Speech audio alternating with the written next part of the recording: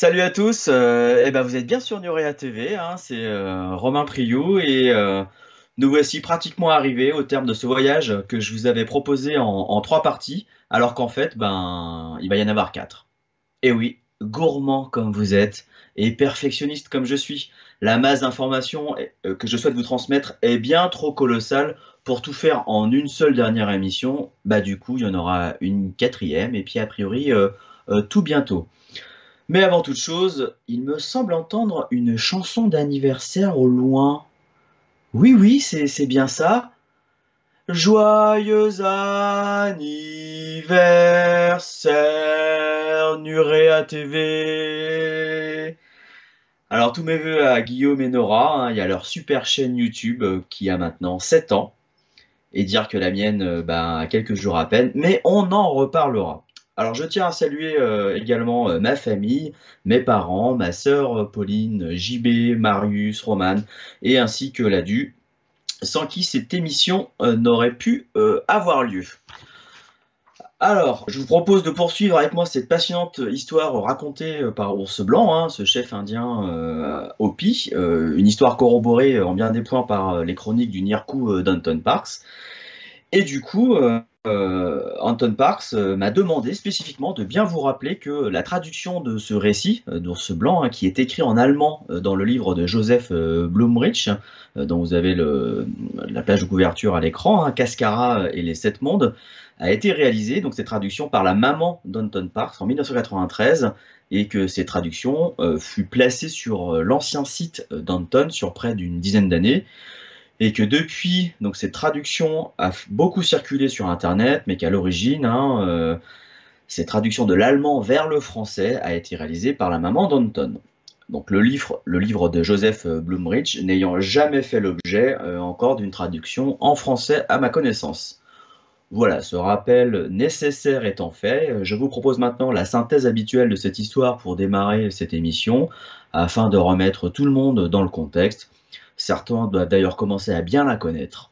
Donc, il était une fois Ours Blanc qui nous raconte que ses très lointains ancêtres furent ramenés des Pléiades il y a peut-être 100 000 ans, à bord de vaisseaux spatiaux qui traversèrent des trous de verre, ainsi que des portes des étoiles pour arriver sur Terre, et plus précisément sur Mu, ce continent dans le Pacifique si légendaire.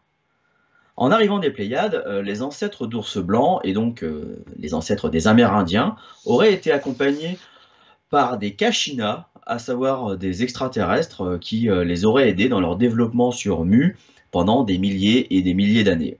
Kashina signifiant initié estimé de haut rang en langue Hopi. Mais c'était sans compter avec la rivalité entretenue avec le royaume d'Atlantis, à droite de la carte, dans l'océan Atlantique. Et cette rivalité aboutit à une guerre destructrice pour les deux camps. Il y aurait environ 80 000 ans, nous dit Ours Blanc. Il nous explique ensuite que, suite à cette guerre, les Kashinas aidèrent ses ancêtres pour atteindre l'Amérique du Sud de deux façons différentes. D'abord avec des astronefs, pour que les premiers arrivés puissent fonder la nouvelle colonie, et avec des bateaux, avec notamment un gros contingent qui débarquait en Amérique du Sud. Ours Blanc nous donne d'autres détails sur ce voyage. Il dit par exemple que l'île de Pâques fut la seule île sur le chemin qui n'a pas sombré complètement dans l'océan après le passage de ses ancêtres. Et il précise également que tous n'ont pas pu aller en Amérique du Sud. C'est le sens des différentes flèches jaunes que vous voyez sur cette carte. Certains seraient donc arrivés par exemple à Hawaï, une autre partie de Mu qui n'aurait pas été engloutie. Et sur cette île, le terme Kashina se serait transformé en Kauna, un terme toujours en vigueur à Hawaï. D'autres seraient arrivés sur des îles du Pacifique Sud et d'autres également au Japon. Et il raconte une anecdote sur un jeune japonais qui est venu lui rendre visite pour lui dire que sa grand-mère, ce jeune japonais, lui aurait raconté exactement les mêmes histoires concernant l'ancien monde. Donc nous, on s'intéresse au gros contingent qui arriva en Amérique du Sud et plus précisément à Tiwanaku. Attention au zoom, près du lac Titicaca, situé aujourd'hui à près de 4000 mètres d'altitude. Mais à l'époque du grand sauvetage, les rescapés de Mu y auraient construit une ville gigantesque, plus grande que la Los Angeles d'aujourd'hui, nous dit Ours Blanc, Tout cela, évidemment, avec l'aide des Kachina, qui étaient toujours en appui des humains. Mais l'humain restant tristement humain, des rivalités de clans apparurent et Tiwanaku fut détruite, reconstruite, détruite, et tout cela sur des milliers d'années, jusqu'à ce que certains clans décidèrent de parcourir tout le continent américain, et bien qu'il ne le précise pas dans son récit, on peut imaginer, en tout cas moi j'imagine, que les descendants de ces lointains ancêtres pourraient être en partie à l'origine de la multitude de sites et d'artefacts qui se trouvent disséminés entre la cordillère des Andes et l'océan Pacifique, du Chili à la Colombie, des sites et artefacts dont la fonction et pour certains la méthode de construction ne sont pas encore tout à fait établis, et c'est un euphémisme. Donc pour cette synthèse concernant tous les points jaunes que vous voyez sur la carte, je vais commencer par rappeler ce que j'ai raconté dans l'émission Le continent perdu de Mu qui est passé sur Nura TV en juillet 2021. Donc concernant les murs plutôt super bien agencés comme ici à Cusco, Sacsayhuaman ou au Machu Picchu. Alors pour rappel, ces murs sont antisismiques, une technologie apparemment très en vogue pour des Incas qui n'avaient ni la roue, ni le fer, ni la poulie.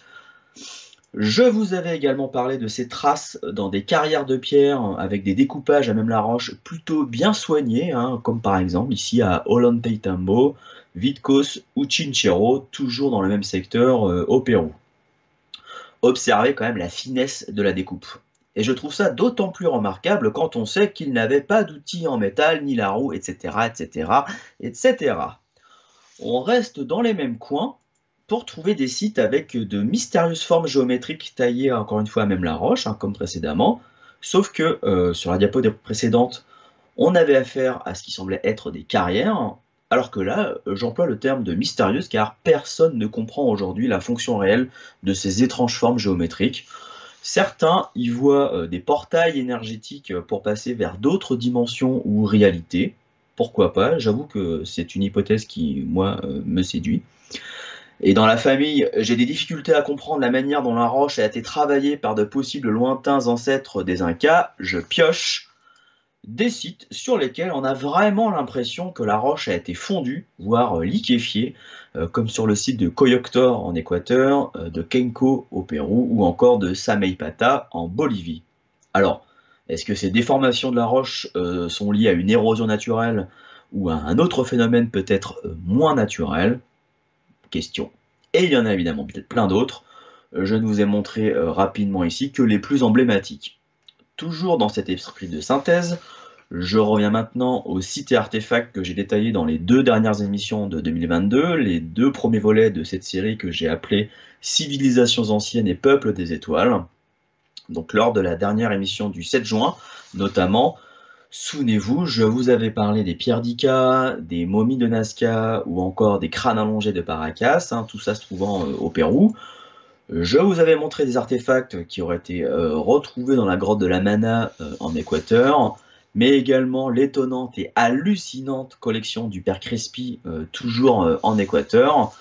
Et j'avais fini par le disque génétique en Colombie, un objet là aussi incroyablement fascinant sur bien des points. Et je vous avais dit que ce soit pour les pyramides qui se terminent en pointe, qui n'existent pas sur le continent américain, et qui ont en plus 13 rangées de briques qui sont gravées pour 2 d'entre elles, rappelant le billet de 1 $, que ce soit les crânes allongés, qui pourraient être un marqueur de ceux qui ont fabriqué ces artefacts, ou qui pourraient en être les gardiens dans des souterrains de la cordillère des Andes, que ce soit les formes d'écriture totalement inconnues, gravées sur des pierres ou des feuilles d'or, que ce soit des références à des reptiliens ou de l'hybridation reptilienne, qui sont sans doute à mettre en relation avec des références très nettes à la Mésopotamie, que ce soit des cartes du monde stylisées, gravées à même la roche, sur lesquelles on pourrait distinguer des continents disparus tels que Mu ou l'Atlantide, que ce soit des connaissances médicales avec de la chirurgie cardiaque sur les pierres d'Ica ou la représentation d'un fœtus humain d'1 mois sur le disque génétique qui n'est pourtant dessinable que si on a pu l'observer avec une technologie moderne, ou enfin que ce soit des références au système de comptage du monde Maya qui pourtant se trouve à des milliers de kilomètres de là.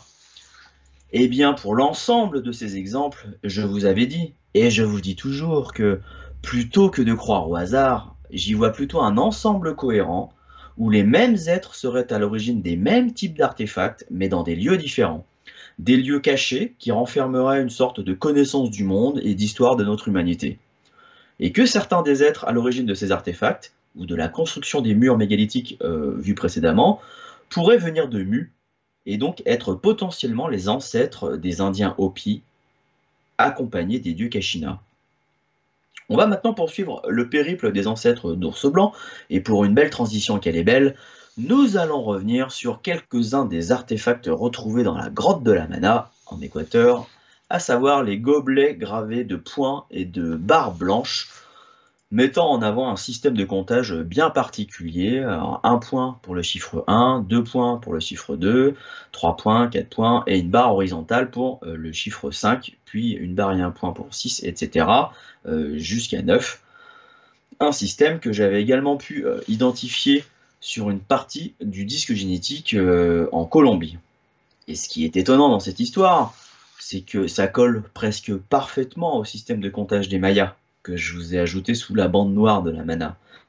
Je dis presque parfaitement, car on voit que la seule différence entre les deux systèmes se trouve au niveau du chiffre 10, avec une barre verticale sur les gobelets de la Mana, alors qu'elle est horizontale, comme chez les Mayas. C'est-il pas incroyable comme coïncidence quand on sait que la civilisation maya se situe à 3500 km de la grotte de la Mana, et ouais, 3500 bornes. C'est donc pas la porte à côté. Qui plus est, les archéologues ont trouvé au niveau de l'Ovale Blanc, là, dans le Yucatan, la trace de village daté d'au moins 5000 ans. Mais les gobelets de la Mana, ainsi que le disque génétique, comme ils ne peuvent être datés, on ne peut donc pas savoir s'ils ont été créés avant ou après la civilisation maya. Donc, deux hypothèses. Soit les créateurs de ces objets sont les Mayas eux-mêmes, et ces objets ont été transportés sur plusieurs milliers de kilomètres à travers la jungle avant d'arriver en Colombie ou en Équateur, sauf qu'aucun artefact ressemblant n'a jamais été retrouvé dans la zone occupée par les Mayas, soit il s'agit d'un autre peuple qui serait antérieur aux Mayas, un peuple qui viendrait d'Amérique du Sud et qui aurait ensuite migré jusqu'au Yucatan avec tout son savoir et ses connaissances. Et c'est bien évidemment la seconde hypothèse qui est racontée par Ours Blanc, à savoir que lorsque, d'après ce que ses ancêtres lui ont raconté, Tiwanaku fut détruite à de multiples reprises, de nombreux clans décidèrent de partir vers l'Amérique du Nord sous la direction des Kashina. Dans ce cas, on peut imaginer à la fois un itinéraire en ligne droite via la jungle, et pourquoi pas aussi un autre itinéraire le long de la côte pacifique, avec la possibilité que ses ancêtres soient passés par la grotte de la Mana pour y laisser des objets, sachant que pour le disque génétique, on ne sait pas trop vraiment d'où il vient. Ce qui est fascinant dans le récit d'Ours Blanc, c'est la précision de certains passages. Je vais vous en lire un pour ce qui suit, avec une petite voix de Père Fouras. Sous l'influence des Kashina, les clans étaient maintenant décidés à revenir sur le droit chemin. Ceux des chefs qui pouvaient encore se servir de leur troisième œil rassemblèrent les clans afin de fonder un centre culturel d'un niveau élevé de savoir spirituel. Chaque Hopi se rappelle cet endroit. Je crois qu'aucun Hopi ne pourrait jamais oublier cette ville qui fut construite et qui portait le nom de Palatkapi. Dans notre langue, cela veut dire « ville rouge ». Et il précise plus loin que cette ville s'appelle maintenant Palenque. Alors on va zoomer vers le secteur qui nous intéresse, ici, comme ça. Et voilà. Histoire que vous ayez 2-3 points de repère, je vous ai mis les frontières actuelles des différents pays de cette partie de l'Amérique centrale, hein, le Mexique et sa capitale Mexico, le Guatemala, le Belize, le Salvador, le Honduras ou encore le Nicaragua. Toujours très compliqué à retenir, ces pays d'Amérique centrale, c'est clair. Sachant que du temps des ancêtres d'Ours Blanc, il n'y avait bien évidemment pas encore toutes ces frontières. Donc, pour le chef Hopi, Palenque fut la première cité construite de cette région du monde, une cité apparemment entièrement dédiée à la spiritualité à ses débuts, avec en particulier un édifice très important de 4 étages dans lequel les élèves recevaient un enseignement dont on aurait du mal à imaginer aujourd'hui que ce genre de choses ait pu exister un jour sur Terre. Comme il ne nous dit pas quel type de structure il s'agissait, pour l'explication, je vais quand même prendre une pyramide que j'ai symbolisée ici, en bas à gauche de l'image, avec 4 niveaux. Donc, au rez-de-chaussée, Ours Blanc nous dit que les jeunes apprenaient l'histoire de leur clan et celle du monde précédent, depuis l'arrivée de leurs ancêtres depuis les Pléiades, les différentes constructions et destructions de Tiwanaku, jusqu'à la guerre contre Atlantis et la fuite des survivants en Amérique du Sud. Au premier étage, les élèves étaient instruits sur la nature qui nous entoure, sur les plantes et les animaux, comment pousse et se développe chaque espèce, d'où viennent les maladies, en demandant en permanence aux élèves d'ouvrir et d'utiliser leur troisième œil. Au second étage, ils faisaient connaissance avec le corps humain, l'esprit et notre relation avec notre origine divine. Ils étudiaient la structure de l'esprit. Un point important était apparemment la voix et la façon d'utiliser certaines harmoniques, ce qui fait qu'il était enseigné aux enfants comment communiquer avec les plantes, les animaux, en gros avec chaque créature de notre planète. Et au troisième et dernier étage était étudié l'univers, la création et le pouvoir divin. Les étudiants étaient notamment informés de toutes les particularités de notre système solaire, et notamment que sur la Lune se trouve du sable fin, que la Terre est ronde, ou encore qu'il n'y a pas de vie sur Vénus, sur Mars ou sur Jupiter. Ours Blanc dit que si les scientifiques avaient demandé aux Hopis, ces derniers auraient pu leur dire tout ça. Mais comment les Hopis ont-ils bien pu apprendre ce genre de choses? Il suffit de se rappeler la présence constante des fameux Kashyyyna, ces extraterrestres venus des Pléiades, pour les enseigner. Et aux humains, hommes ou femmes, qui avaient atteint un haut degré de niveau de conscience, Ours Blanc nous dit que les Kashyyyna leur accordaient la faveur de ne pas être obligés de mourir. Ils pouvaient apparemment quitter la planète sans mourir, sous une forme inconnue, et ce, pour aller vers un système planétaire également inconnu. Et il précise aussi que de telles choses existaient également du temps de Tiwanaku, près du lac Titicaca. Puis il poursuit en expliquant que des conflits éclatèrent au sein des différents clans vivant à Palenque, toujours la même histoire, et que s'ensuivirent à nouveau des migrations qui conduisirent à la création de villes comme Tikal et Chichen Itza, et plein d'autres, Palenque restant le grand centre spirituel du Yucatan. Sauf que, comme Ours Blanc ne donne que très rarement des indications temporelles, et qu'il n'évoque à aucun moment le peuple maya, on ne sait absolument pas à quel moment ces cités furent construites dans son récit. Il est donc fort possible que les villes dont il nous parle datent d'il y a des milliers d'années avant les Mayas. Pour information, les traces archéologiques les plus anciennes et qui sont voisines géographiquement se trouvent près de Mexico, sur le site de Hueyatlaco, et au nord du Mexique, sur le site de Cedral. Sur ces deux sites, il est attesté une présence humaine datant d'au moins 40 000 ans, avec des preuves comme des outils en silex et des charbons, voire d'il y a 250 000 ans en ce qui concerne Hueyatlaco. 250 000 ans! Ça a quelque peu fait tiquer quelques archéologues états-uniens qui n'ont pas voulu y croire, car ça remettait bien évidemment trop en cause la théorie du peuplement du continent américain. Enfin bon, moins 40 000 ans, ça commence aussi à remettre en perspective cette fameuse théorie qui voudrait que les premiers humains soient arrivés depuis le nord du continent par le détroit de Bering il y a environ 20 000 ans. D'autres traces archéologiques plus récentes ont également été découvertes à proximité de Chichen Itza. Des squelettes datés d'environ 13 000 ans ont été trouvés, et pour un de ces squelettes, appelé la femme de Naharon, vous pouvez voir la reconstitution qui en a été faite en haut à droite pour imaginer le visage que cette femme devait avoir à l'époque. On sait donc aujourd'hui avec certitude qu'Homo sapiens est passé dans le Yucatan depuis au moins 13 000 ans, comme je vous le montre sur la frise en bas à gauche, voire depuis 250 000 ans. Mais est-ce que ce sont ces humains qui auraient construit les cités dont parle Ours Blanc? Car oui, on sait que les cités de Palenque, Tikal ou Chichen Itza ont été construites par les Mayas.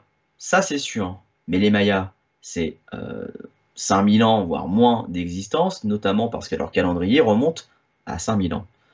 Est-ce qu'il y avait quelque chose avant eux sur ces mêmes sites? Ours Blanc nous dit que oui, Il indique même qu'à un moment donné, Palenque ne fut pas détruite par des guerres, mais par un tremblement de terre, ce dont il n'y a aujourd'hui pas de traces sur les ruines que l'on connaît. C'est donc la transmission orale qui permet d'entretenir ce mythe chez les Hopis depuis 80 000 ans, mais le fait est qu'on n'en retrouve pas non plus la trace dans les quelques rares écrits mayas ou aztèques qui n'ont pas été brûlés par les Espagnols. Mais moi j'ai envie de le croire, car j'adore cette histoire qui me touche plutôt profondément. On peut donc imaginer que sur les quelques ruines restantes sur place, les descendants de ces lointains constructeurs arrivèrent il y a au moins 5000 ans et créèrent ce qui deviendra les civilisations mésoaméricaines que furent les Mayas, mais également les Olmecs, bien connus pour leurs énormes têtes sculptées, ou encore la civilisation de Teotihuacan, les Aztèques, les Toltecs, et j'en passe. Pour vous repérer dans le temps, je vais agrandir la frise chronologique pour que vous puissiez mieux situer chacune de ces civilisations qui sont parmi les plus importantes de la Mésoamérique. Alors pour la définition, la Mésoamérique, c'est un ensemble de zones géographiques occupées par des ethnies qui partageaient de nombreux traits culturels communs avant la colonisation espagnole. Je vais donc utiliser très souvent ce terme de Mésoamérique plutôt que de dire Amérique centrale.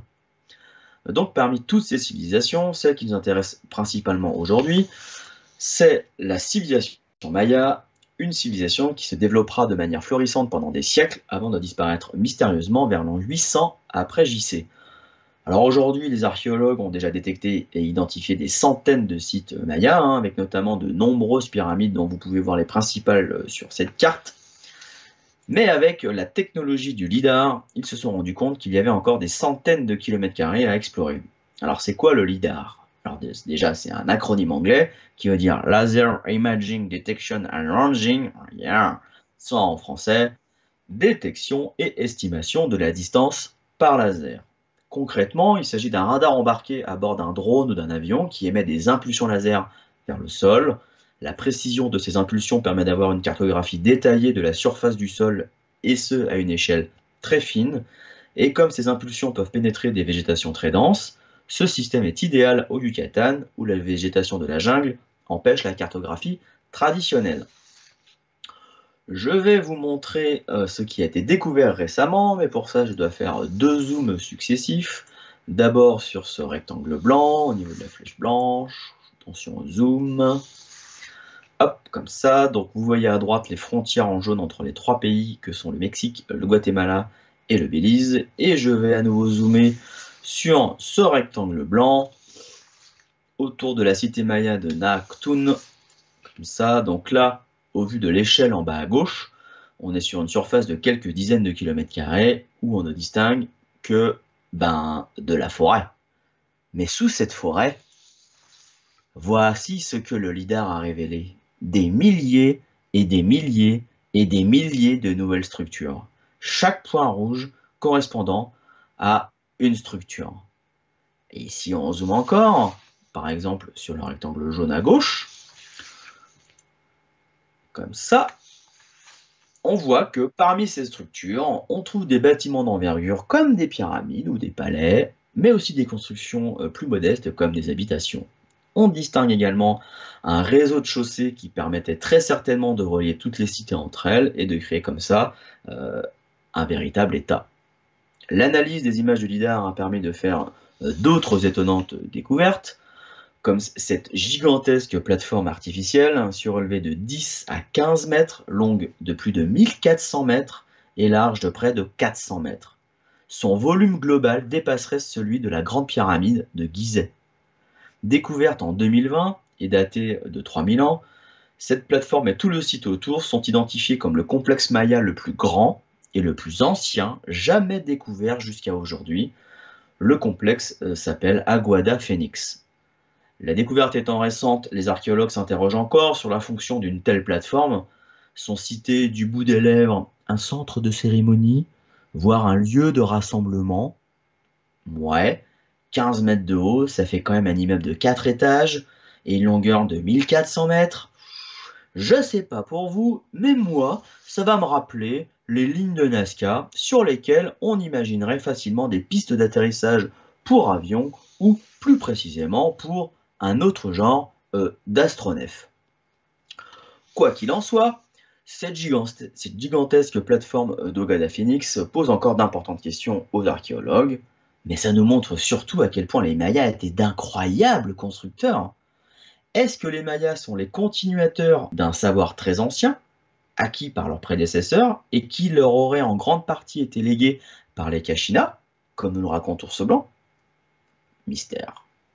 Alors on vient de voir que grâce au lidar, on sait qu'il y a encore des milliers et des milliers de structures et de pyramides qu'il reste à découvrir sous la forêt. Mais il y a déjà des dizaines de sites mayas qui peuvent aujourd'hui être visités et qui ont été plutôt bien débroussaillés, comme ici à Tikal. Là encore, on est sur une cité qui a peut-être été construite il y a des milliers d'années, puis détruite, puis reconstruite, etc., jusqu'à obtenir les ruines d'aujourd'hui. Mais quelle merveilleuse ruine lorsqu'on voit cet incroyable escalier qui mène en haut de la pyramide, non?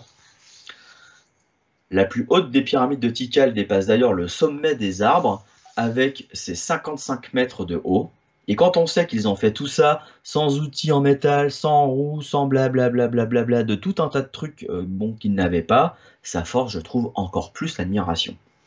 Et pour l'anecdote, c'est sur le site de Tikal qu'ont été tournées certaines scènes du tout premier Star Wars, sorti en 1977, l'épisode 4, Un Nouvel Espoir, avec l'image de ce rebelle casqué qui vise à l'arrivée du Faucon Millenium depuis une tour de guet devant ce panorama des pyramides de Tikal.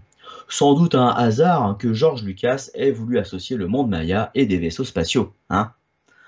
Je suis sûr que ça n'a pas dû étonner Ours Blanc en tout cas. Donc on vient d'évoquer Palenque et Tikal, qui font partie du récit d'Ours Blanc. Il nous reste à aller faire un tour sur le troisième site qu'il a évoqué, à savoir Chichén Itzá, qui est très certainement le site maya le plus connu et aussi le plus visité au Mexique chaque année. Abandonné il y a environ 800 ans, pour des raisons qui restent encore indéterminées. Vous pouvez voir sur cette photo ce qu'il reste de cette ancienne cité pour laquelle il est estimé qu'à son apogée, elle a pu abriter jusqu'à 100 000 personnes. Alors bien évidemment, il y avait toute une ville autour des dernières grosses structures en pierre qui ont résisté au temps. Chichén Itzá est en particulier connu pour sa pyramide, appelée le Castillo, à savoir le château, qui est très bien conservé, ce qui était loin d'être le cas lorsque les Espagnols l'ont redécouverte au XVIe siècle, puis l'ont abandonnée, et ce n'est qu'au XIXe siècle qu'elle fut à nouveau explorée, puis lentement restaurée, pour devenir la pyramide que l'on peut visiter aujourd'hui. Enfin, qu'on peut photographier en restant en bas, car après la chute mortelle d'une touriste il y a une quinzaine d'années, il n'est plus possible de monter au sommet. Autre particularité, la pyramide fume aussi à certaines périodes très particulières, et notamment lorsque le photographe est assez malin pour prendre une photo au moment de l'éruption du volcan qui se trouve derrière. Je trouvais la photo très jolie. Cette pyramide est également un des quelques exemples de réemploi connus du monde maya. Et pourquoi je parle de réemploi? Parce que les archéologues ont découvert qu'il y avait deux autres pyramides sous celles qu'on peut voir, empilées comme des poupées gigognes. Une pyramide de 20 mètres de haut, celle qui est en vert, et une autre de 10 mètres, celle en orange. Ces deux pyramides sont bien évidemment plus anciennes, de quelques siècles, que le Castillo. Il s'agit vraisemblablement de différents souverains qui, une fois au pouvoir, ont voulu avoir leur pyramide à leur nom et ont préféré recouvrir celle qui existait plutôt que d'en construire une nouvelle. Sans doute parce que le site originel n'avait pas été choisi au hasard. Et effectivement, le Castillo de Chichén Itzá a été construit sur un trou d'eau appelé cénote, que les touristes connaissent bien car il y en a des centaines à travers tout le Yucatan et certains sont propices à la baignade. Qu'est-ce qui nous dit aujourd'hui que ces trois pyramides empilées ne sont pas la continuité d'un site qui aurait pu exister il y a cela des milliers d'années en arrière, faisant ainsi écho au récit d'Ours Blanc? Bien évidemment, nous n'en avons pas la preuve, mais pourquoi pas? Autre particularité, lorsqu'on voit une pyramide avec de l'eau en souterrain, cela me rappelle vaguement une certaine grande pyramide en Égypte, pour laquelle Anton Parks y voit une machine électromagnétique capable de créer un gigantesque champ de force qui serait actionné grâce à l'action conjointe des djeds, cette forme bizarre gravée comme hiéroglyphe et qui pose encore des problèmes de compréhension aux égyptologues. Donc l'action conjointe de ces djeds plus les vibrations spécifiques générées par la forme pyramidale elle-même, plus l'eau, cela nous donnerait entre autres la possibilité de créer un bouclier énergétique.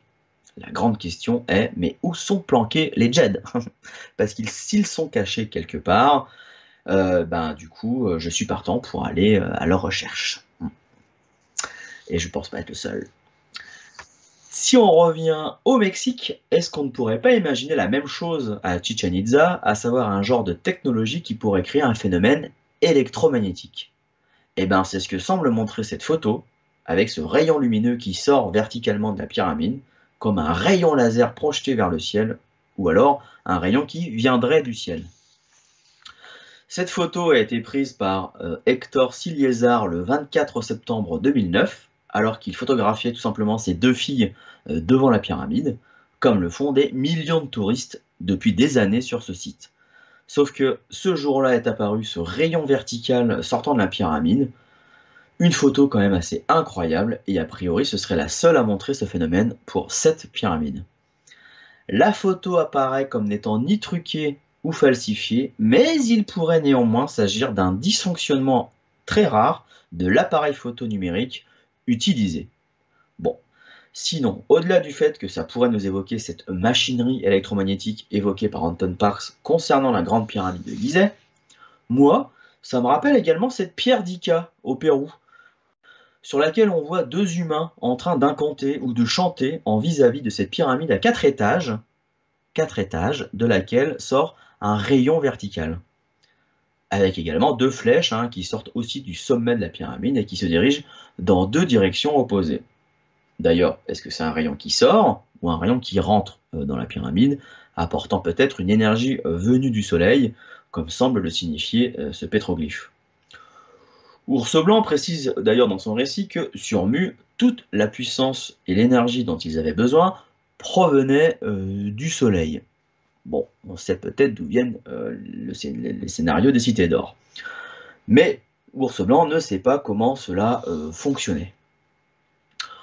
Pour revenir à Chichén Itzá, je disais que la photographie avait été prise le 24 septembre 2009, soit le lendemain de l'équinoxe d'automne.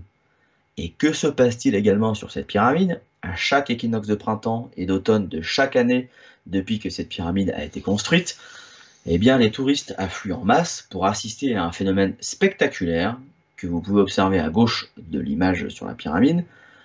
L'orientation des rayons du soleil contre l'arête de la pyramide fait que l'ombre du crénelage de l'arête peut se voir contre le muret d'un des escaliers de la pyramide. Et comme au bas de ce muret, il y a une énorme tête de serpent, eh bien, le phénomène visuel donne l'impression d'un serpent qui ondule et qui descend de la pyramide. Est-ce que c'est pas incroyable cette histoire? L'orientation et la construction de la pyramide sont telles qu'au moment précis des équinoxes de printemps et d'automne, le soleil produit avec les arêtes de la pyramide une ombre portée progressive qui descend les marches jusqu'à atteindre cette grosse tête de serpent en pierre à la base du grand escalier. Perso, moi je trouve ça absolument fascinant. A noter que pour obtenir ce phénomène, il faut que les 4 faces de la pyramide soient parfaitement orientées sur les 4 points cardinaux, ce qui est le cas, un peu comme pour la grande pyramide de Gizeh, encore elle aussi parfaitement alignée sur les 4 points cardinaux. Mais je n'en ai pas fini avec cette pyramide, car il y a encore un autre phénomène intrigant dont je souhaitais vous parler. Si vous vous placez à une dizaine de mètres d'un des 4 escaliers de la pyramide et que vous frappez dans vos mains, vous obtiendrez une imitation du cri de l'oiseau sacré des Mayas et des Aztèques, à savoir le Quetzal, ce magnifique petit oiseau qui se repère grâce à ses longues plumes vertes et à son cou rouge. Je remercie Carlos Cuerna, le guide mexicain habillé en blanc, qui m'a autorisé à utiliser sa vidéo pour la démonstration. À toi, Carlos. Escuchen el sonido y el eco.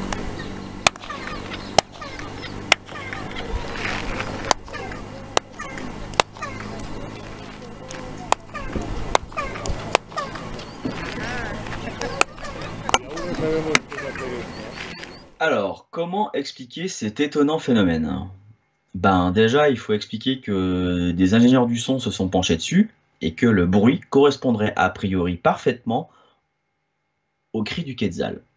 Selon ces mêmes experts, les dimensions et l'architecture du temple laissent à penser que les constructeurs de l'époque souhaitaient précisément obtenir un tel résultat. Les marches de l'immense escalier font donc office de gigantesques instruments musicaux. Les Mayas ont donc calculé les proportions exactes qu'il fallait pour générer cette vibration en écho, tout en l'orientant parfaitement selon les 4 points cardinaux, mais également en faisant en sorte que chacun des 4 grands escaliers soit composé de 91 marches, ce qui nous fait 4 escaliers de 91 marches égale 364 marches, et si on y ajoute la plateforme d'en haut, ça nous donne 365 marches correspondant aux 365 jours de notre calendrier solaire. Pas mal, hein, tous ces éléments rassemblés dans une seule pyramide. Une transition toute trouvée pour étudier de plus près les calendriers et mathématiques mayas. On va d'abord faire un peu d'histoire. Lors de la conquête espagnole au XVIe siècle, les conquistadors et les prêtres, et en particulier celui que vous avez à l'image, le charmant Diego de Landa, détruisirent presque l'intégralité des documents mayas qu'ils trouvèrent. Un geste pour l'histoire, sans doute. Fort heureusement, 4 codex furent préservés de la folie obscurantiste et furent précieusement conservés. Ces codex ont reçu les noms des villes dans lesquelles ils sont désormais conservés: Dresde, Madrid, Paris et Mexico. Fabriqués à partir d'écorces d'arbres, ce sont pour l'essentiel des recueils d'almanachs divinatoires, un genre de manuel pour devins. Le codex de Dresde, qui se trouve en Allemagne, est généralement considéré comme le plus important des 4, car c'est le plus complet. On ignore comment il se retrouvait à Dresde, mais en 1880, le bibliothécaire Ernst Förstemann remarque ce petit livre rangé dans la bibliothèque depuis plus d'un siècle. Et à partir de ce seul document, il réussit à élucider les systèmes numériques, astronomiques et calendaires du monde maya. Belle perf de l'ami Ernst, reconnaissons-le. Je vous ai déjà parlé des cercles et des barres, souvenez-vous. Un point égale une unité, une barre égale 5. Ce qui est très efficace dans ce système de comptage des Mayas, c'est qu'il est très simple, très visuel et très logique, ce qui facilitait son apprentissage et son utilisation. Et c'est cette simplicité qui expliquerait peut-être pourquoi Robert Zemeckis l'aurait utilisé en partie dans son film Contact avec Jodie Foster, qui joue le rôle d'une astrophysicienne. Alors je vous la fais courte, hein, car Cyril de l'Arche du Savoir a fait un remarquable décryptage de ce film sur Nurea TV il y a quelques semaines. En gros, Jodie Foster entend un son provenant de la planète Vega, située dans la constellation de la Lyre. Elle et d'autres scientifiques tentent alors de décoder ce son, et ils découvrent qu'il s'agit en fait d'un plan pour la construction d'une machine. Et ils ont pu le découvrir car les êtres intelligents qui ont envoyé ce son ont aussi envoyé un abécédaire qui ressemble au système de comptage Maya. Nous y voilà. Les chiffres 2, 3 et 4 sont utilisés par ces végans avec des points comme les Mayas. Mais le chiffre 5 est lui utilisé avec 5 points et non une barre. Conclusion, les Mayas ne viennent pas de Vega. Pour revenir au film, avec ses mathématiques élémentaires, les humains vont construire cette gigantesque machine constituée de plusieurs anneaux. Enfin, ils vont en construire 2, car, comme le dit si bien un des personnages essentiels du film avec une intonation un brin goguenarde, première règle dans les dépenses de l'État, pourquoi en construire une quand on peut en avoir 2 à 2 fois le prix? Eh oui. Les machines, en s'activant, vont créer un gigantesque trou de verre dans lequel Jodie Foster va être embarquée pour partir à la rencontre de nos voisins de l'espace. Un film que je vous recommande donc chaudement. Revenons au système de comptage Maya. On a donc vu qu'ils utilisaient des points et des barres pour compter. Il ne nous manque plus que la coquille qui symbolise le 0. En effet, Förstemann a découvert que les Mayas avaient inventé le concept du 0, alors que chez nous, l'Occident a dû attendre le Moyen-Âge pour en hériter des Arabes, qui le tenaient eux-mêmes des savants de l'Inde. Comment les Mayas ont-ils eu connaissance du 0? Pour le moment, ça reste un mystère. Poursuivons. Comme vous le voyez sur les exemples de 1 à 19 ci-dessus, les Mayas organisent les nombres en colonnes avec les unités à la base. On va agrandir le 19 pour l'exemple, donc comme je vous ai dit. Pour arriver à 19, on a 3 barres qui valent 5 chacune, plus 4 points. Donc on ajoute 5 plus 5 plus 5 plus 4 égale 19. Est-ce que tout le monde est d'accord? Et pour arriver à des nombres plus complexes, il superposait des barres, les points et les coquilles. Par exemple, pour arriver au nombre 18019, il superposait au 19 une coquille qui vaut 0, une barre qui vaut 5 et 2 points qui valent 2. Mais comment ça, Maurice? Comment ça t'arrives à 18019 avec un 0, un 5 et un 2? Eh bien, c'est parce que Firstman, encore lui, découvre que les Mayas utilisaient un système basé sur 20 et sur les multiples de 20, un système qui symboliserait nos 10 doigts et nos 10 orteils. Nous, on a une base 10 et eux, ils avaient une base 20. Alors donc, en partant du 19, tous les chiffres au-dessus sont à multiplier avec 20 ou un multiple de 20, ce qui nous donne 19 fois 1 égale 19, 0 fois 20 égale 0, 5 fois 400 égale 2000, 400 étant 20 fois 20, et enfin 2 fois 8000 égale 16000, 8000 étant 20 fois 20 fois 20. Comme dirait l'autre, le compte est bon, et on a donc nos 18019. Un système de comptage simple, efficace et hyper facile à retenir. Alors avant de poursuivre, je vais ouvrir une parenthèse sur cette histoire de calcul en base 20, en prenant cette carte centrée sur l'océan Atlantique, sur laquelle vous voyez l'ovale jaune à gauche calé sur le Yucatan. Et pourquoi cette carte? Parce que lorsque vous cherchez d'autres langues, d'autres peuples sur Terre qui pourraient également utiliser une base 20 comme système de comptage, vous découvrez qu'elles sont presque essentiellement en Europe, avec notamment le danois, l'albanais et les langues celtiques qui utilisent la base 20, mais on a surtout le français et le basque. Pourquoi vous croyez qu'on dise 80 en français et pas 80? Alors certains linguistes émettent l'hypothèse que l'origine de cette manière de compter pourrait venir du premier peuple qui aurait colonisé l'Europe après la dernière glaciation, il y a environ 15 000 ans, depuis l'actuel Pays basque. Ce système aurait été par la suite emprunté par les Celtes lors de leur invasion de la Gaule et ensuite utilisé en ancien français. Ben oui, mais ces premières populations arrivées au Pays basque il y a 15 000 ans, elles venaient d'où, elles, à l'origine?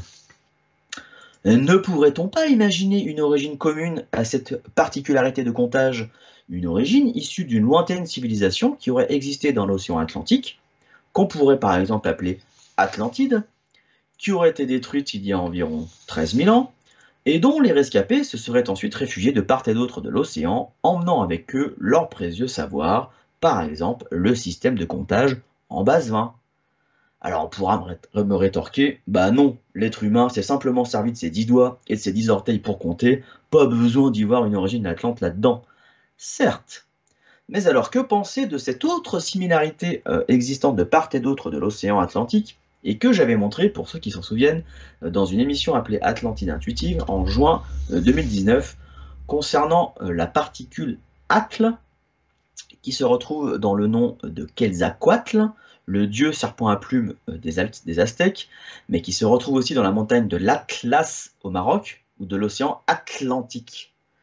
Qui plus est, dans leur légende, les Aztèques racontaient que leurs lointains ancêtres venaient d'Aztlan, une île située sur une grande étendue d'eau, ici à droite de l'image, et d'où seraient partis les ancêtres des Aztèques avant d'arriver dans l'actuel Mexique. Est-ce que cette île était l'Atlantide? Mystère. Mais en même temps, le mot Aztlan se rapprochant phonétiquement d'Atlantide, pourquoi ne pas imaginer qu'il s'agit de la même île? Vous remarquerez au passage la pyramide à 4 étages, positionnée sur son socle, qui se trouve au milieu de l'île.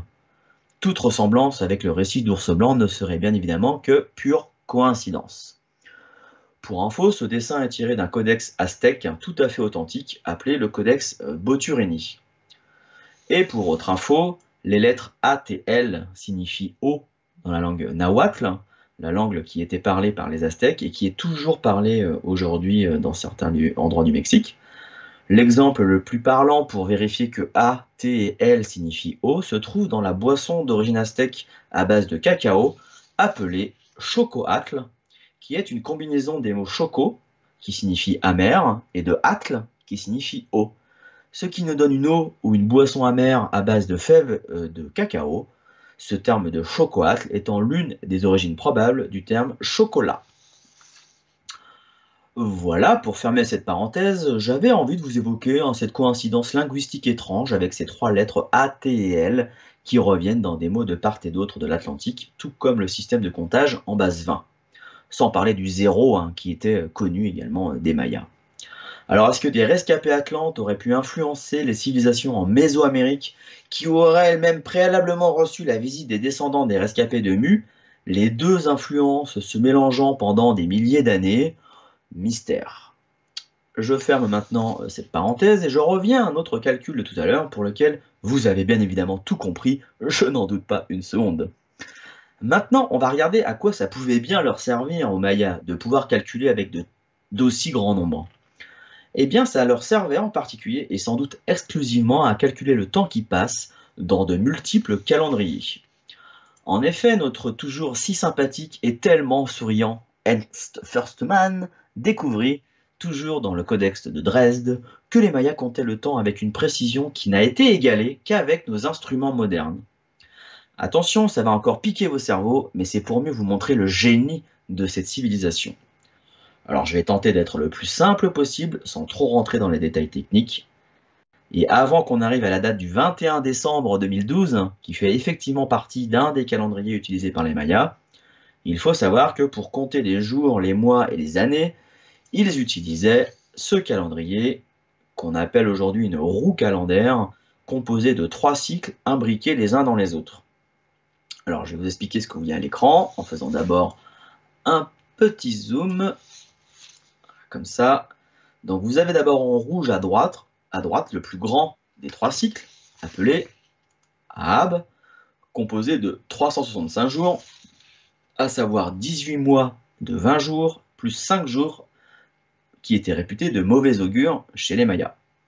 Et les deux autres plus petits cycles, le orange composé de 20 noms, un peu comme nos jours de la semaine, lundi, mardi, mercredi, mais chez les Mayas, il y en a 20.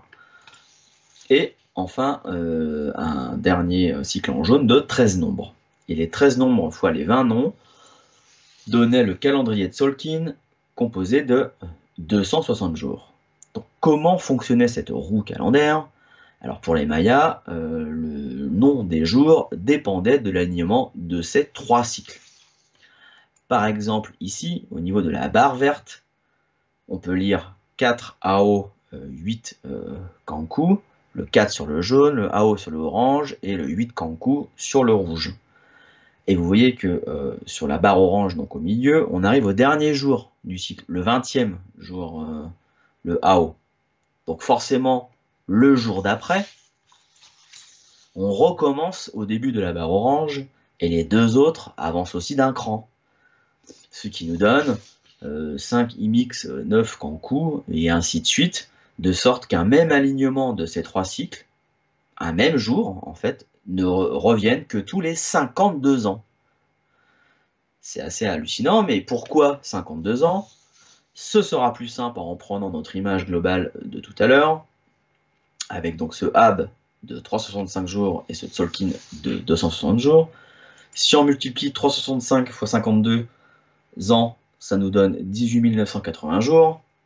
Et pour retrouver ce même nombre de 18 980 jours avec le Tzolk'in, il faut multiplier 260 fois 73, 18 980 jours correspondant à 52 ans. Donc je vais laisser les matheux en herbe aller voir tout ce que ces chiffres signifient, mais donc il faut 52 ans avant que les 3 cycles retrouvent un même alignement. Ensuite les jours se répètent, et comme les jours de la semaine dans notre calendrier, les cycles de la roue calendaire maya se répètent sans cesse, ils ne sont pas reliés à une période précise de l'histoire. Il faut vraiment que vous vous rendiez compte, enfin même moi en faisant ce travail, à quel point ce calendrier est unique au monde. C'est vraiment incroyable. Il utilise des procédés et des nombres qui n'existent nulle part en dehors de la Mésoamérique, car par exemple, les Aztèques utilisaient également le même type de calendrier que l'on peut voir représenté sur cette gigantesque pierre du soleil au musée anthropologique de Mexico. Alors je précise que cette pierre du soleil ne mentionne absolument pas la date du 21 décembre 2012. Mais on y vient doucement à cette fameuse date. Si on revient à nos calendriers mayas, puisqu'une date se répète tous les 52 ans, comment faire pour les différencier tous les 52 ans? Eh bien, les Mayas utilisaient encore un autre calendrier, et oui, encore un calendrier appelé le compte long. Alors là encore, accrochez vos cerveaux. Ah oui, je sais, j'enchaîne les chiffres, mais bon, c'est comme ça, avec les Mayas, faut rentrer dedans, quoi. Vous vous souvenez tout à l'heure du Hab, correspondant à 365 jours, décomposé en 18 mois de 20 jours, plus 5 jours de mauvaise augure. Si on ne conserve que les 18 mois de 20 jours, ce nombre de 360 jours est appelé chez les Mayas un tun. Ensuite, il y a une unité supérieure qui est appelée le katun, qui correspond à 20 tuns, donc 20 fois 365 jours, ça fait 7200 jours. Souvenez-vous, les Mayas comptent avec un système basé sur 20. Et l'unité encore supérieure est le baktun, soit 20 katuns, soit 144 000 jours. Ça va parler à certaines personnes, ce chiffre de 144 000. Et ce système de comptage se poursuit encore en multipliant des unités supérieures fois 20, ce qui nous donne des chiffres avec plusieurs millions d'années. Et ça, c'est unique aux Mayas, de compter sur des millions d'années, enfin, quand même étrange d'ailleurs.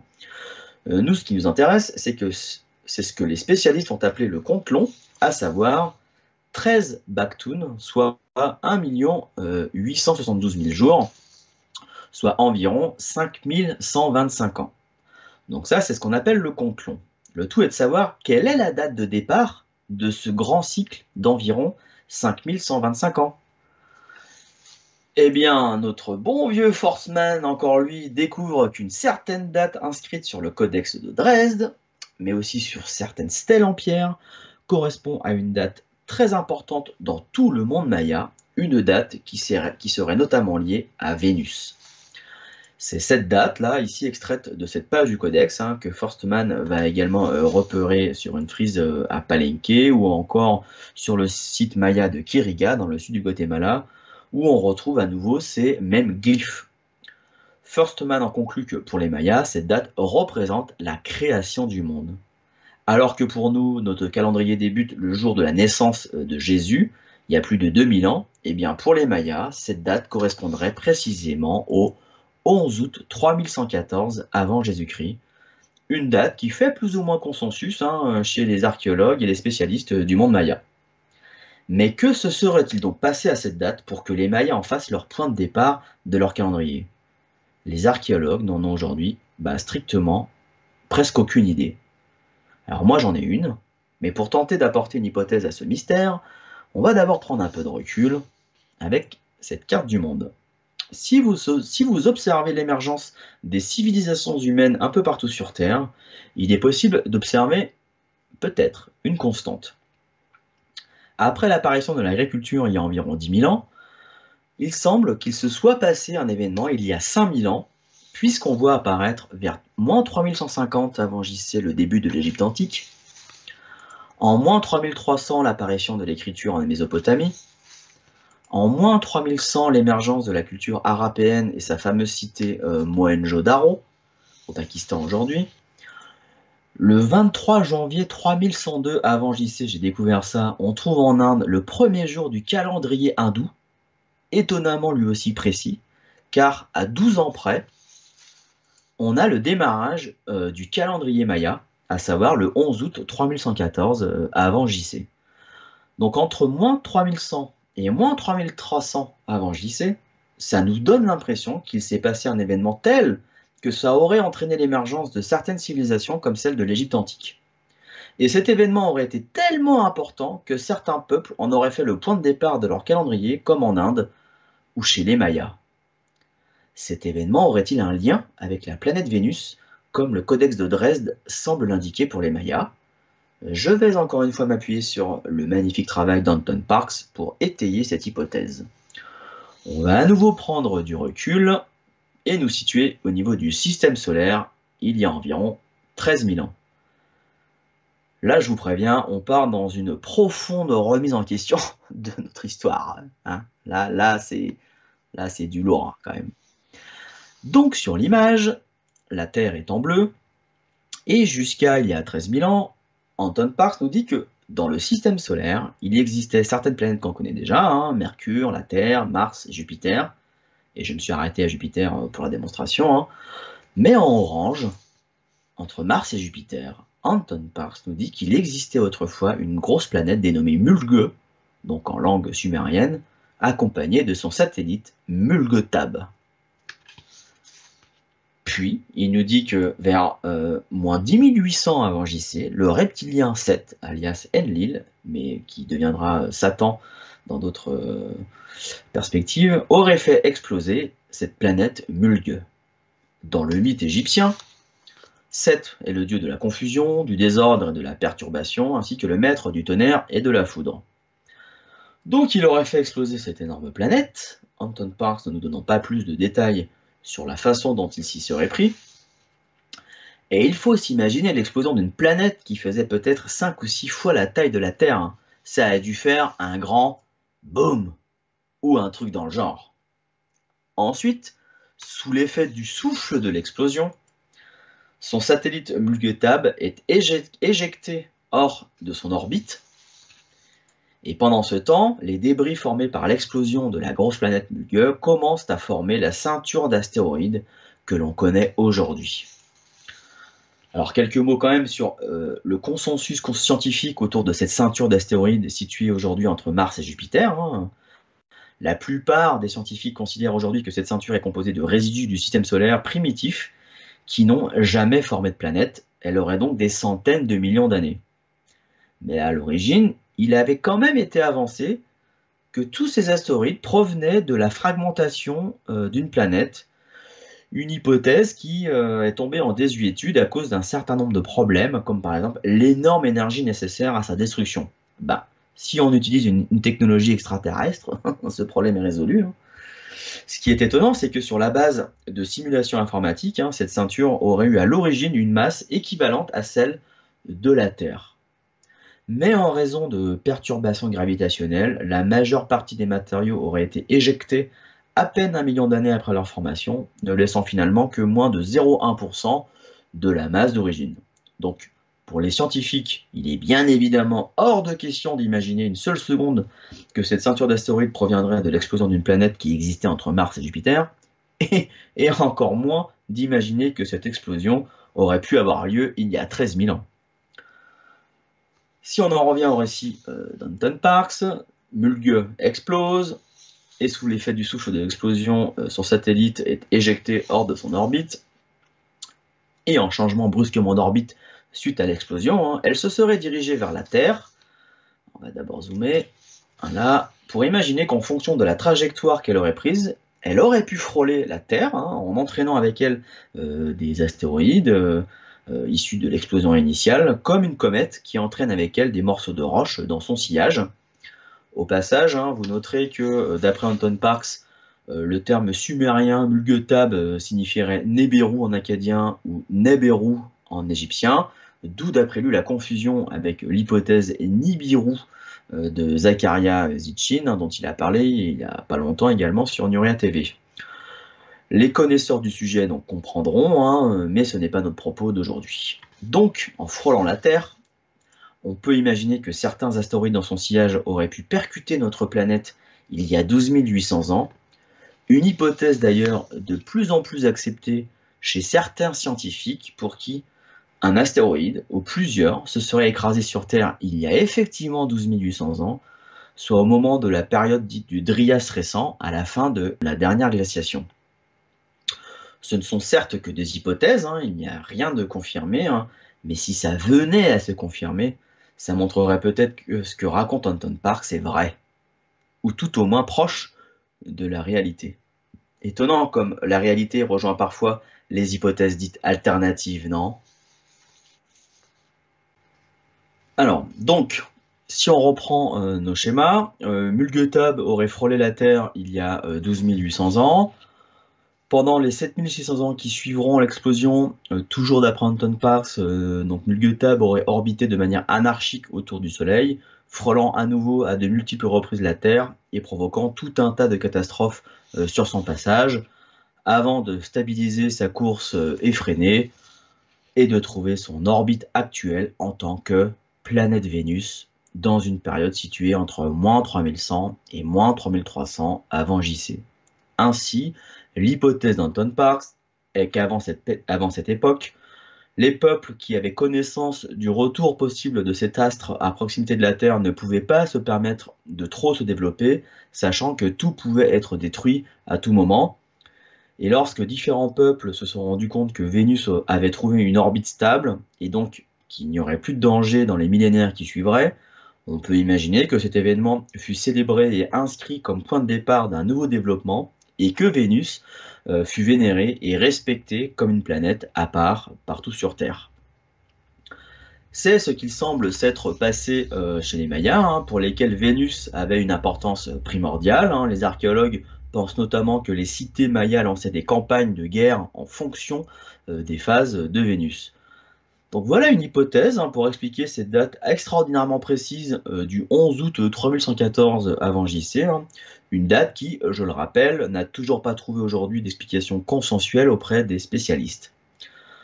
Donc pour les Mayas, cette date serait associée au premier jour d'un nouveau cycle, mais il faisait suite à d'autres cycles qui le précédaient, puisque les Mayas précisent que cette date est également pour eux le début du 4e monde, ce qui est exactement la même chose pour les hindous, qui ont cette date presque similaire aux Mayas, à 12 ans près, une date du 23 janvier 3102 avant JC, qui symbolise pour eux la mort de Krishna, et le début du Kali Yuga, âge durant lequel les hindous croient que la civilisation humaine dégénère et qui est aussi dénommé l'âge noir.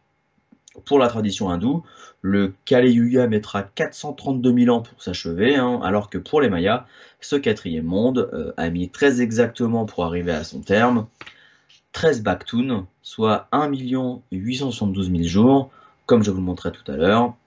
Et si on ajoute 1 872 000 jours à la date du 11 août 3114 avant JC, on arrive précisément au jour près, au 21 décembre 2012, la fin du 4e monde pour les Mayas. Voilà pourquoi cette date était aussi précise. Et ce qui est étonnant, c'est que lorsqu'on replace ces deux dates du 4e monde Maya à gauche et à droite de la frise chronologique en bas, on voit que la période Maya, telle qu'elle est aujourd'hui validée par les archéologues au regard des différentes découvertes, cette période Maya n'est pas aussi étendue que le calendrier Maya en tant que tel, notamment sur la période qui précède moins 1000 avant JC. Mon petit doigt me dit qu'il reste certainement pas mal de découvertes encore à faire. De plus, il est important de noter que pour le peuple Maya, qui existe toujours, aujourd'hui il y a toujours des Mayas, même 1 ou 2 millions je crois au Mexique notamment, et bien pour les Mayas, cette fin du 4e monde ne correspondait pas du tout à la fin du monde, mais plutôt à la fin d'un monde, ou plutôt la fin d'un cycle et au commencement d'un nouveau, ce qui est complètement différent. Je ne sais pas si vous vous en rappelez, mais on a surtout vu qu'il ne s'était rien passé de concret dans la matière le 21 décembre 2012, même si du côté de Bugarache, notamment, le 21 décembre était attendu de soucoupes volantes fermes, avec près de 200 journalistes venus du monde entier pour assister à un événement qui, n'arriva pas. Néanmoins, on peut imaginer qu'il s'est passé quelque chose dans l'invisible, et que pour que ça arrive ensuite dans la matière, il faut un peu de temps. C'est un peu comme lorsque vous actionnez le frein d'un TGV lancé à 300 km/h, entre le moment où vous actionnez le frein et le moment où le train s'arrête vraiment, le TGV aura encore parcouru 3 km. On appelle ça l'inertie. Et je pense que c'est sans doute pareil au niveau énergétique. Mais Bugarache n'est pas le seul lien qui a été fait avec cette date du 21 décembre 2012.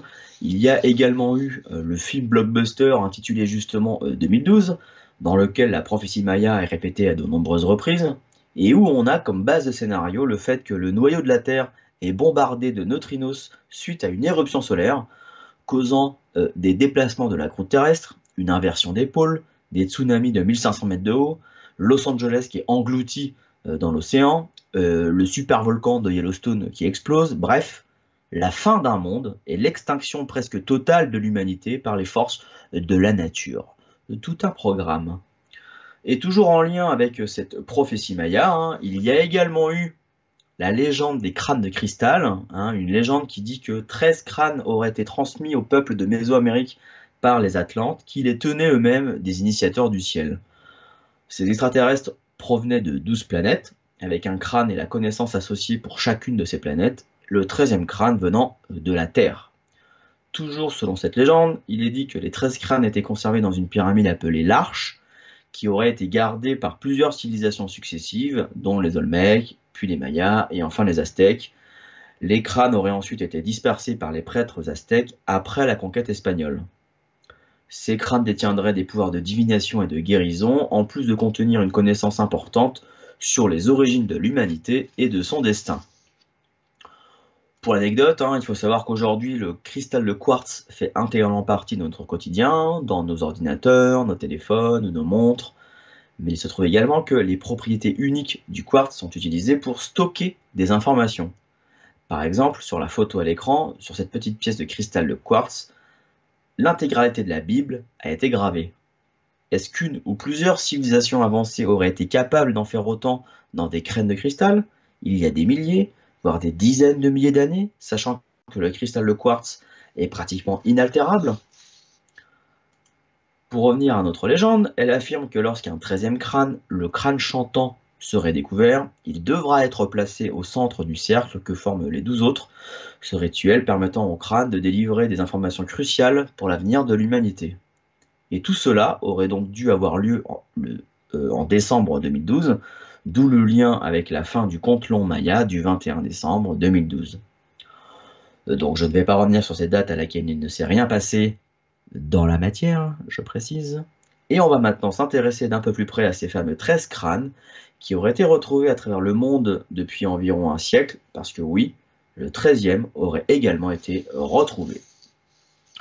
Alors voilà leurs petits noms en jaune et dessous chacun des noms en plus en italique en blanc. Je vous ai mis l'origine connue, probable ou fantasmée de chacun de ces traces crânes, ou en tout cas telles que ces origines sont exposées dans le peu de sources fiables disponibles. Néanmoins, depuis leur découverte, les crânes de cristal fascinent par leur beauté. Ils sont tellement lisses, tellement propres, tellement parfaits en quelque sorte. Ils évoquent certes la mort, mais leur perfection visuelle ferait plutôt penser à quelque chose qui a trait à la connaissance. D'ailleurs, pour ceux qui savent, chez les alchimistes, le crâne n'est pas associé à la mort, mais à la connaissance. Je vais vous conter en quelques mots l'histoire du plus connu d'entre eux, à savoir le crâne du destin, qui aurait été trouvé au Belize, dans la cité maya de Luba-Antun, au niveau de la Flèche Jaune en 1924. Il s'agit d'une expédition menée par l'explorateur Frederick Mitchell Hedges, et c'est par sa fille adoptive de 16 ans, Anna, que viendra la découverte du crâne dans une cavité au sommet d'une des pyramides du site maya de Luba-Antun. Son père Frédéric, supposant qu'il s'agit d'un crâne utilisé pour faire mourir un individu lors d'incantations de magie noire, il le surnomme le crâne du destin funeste.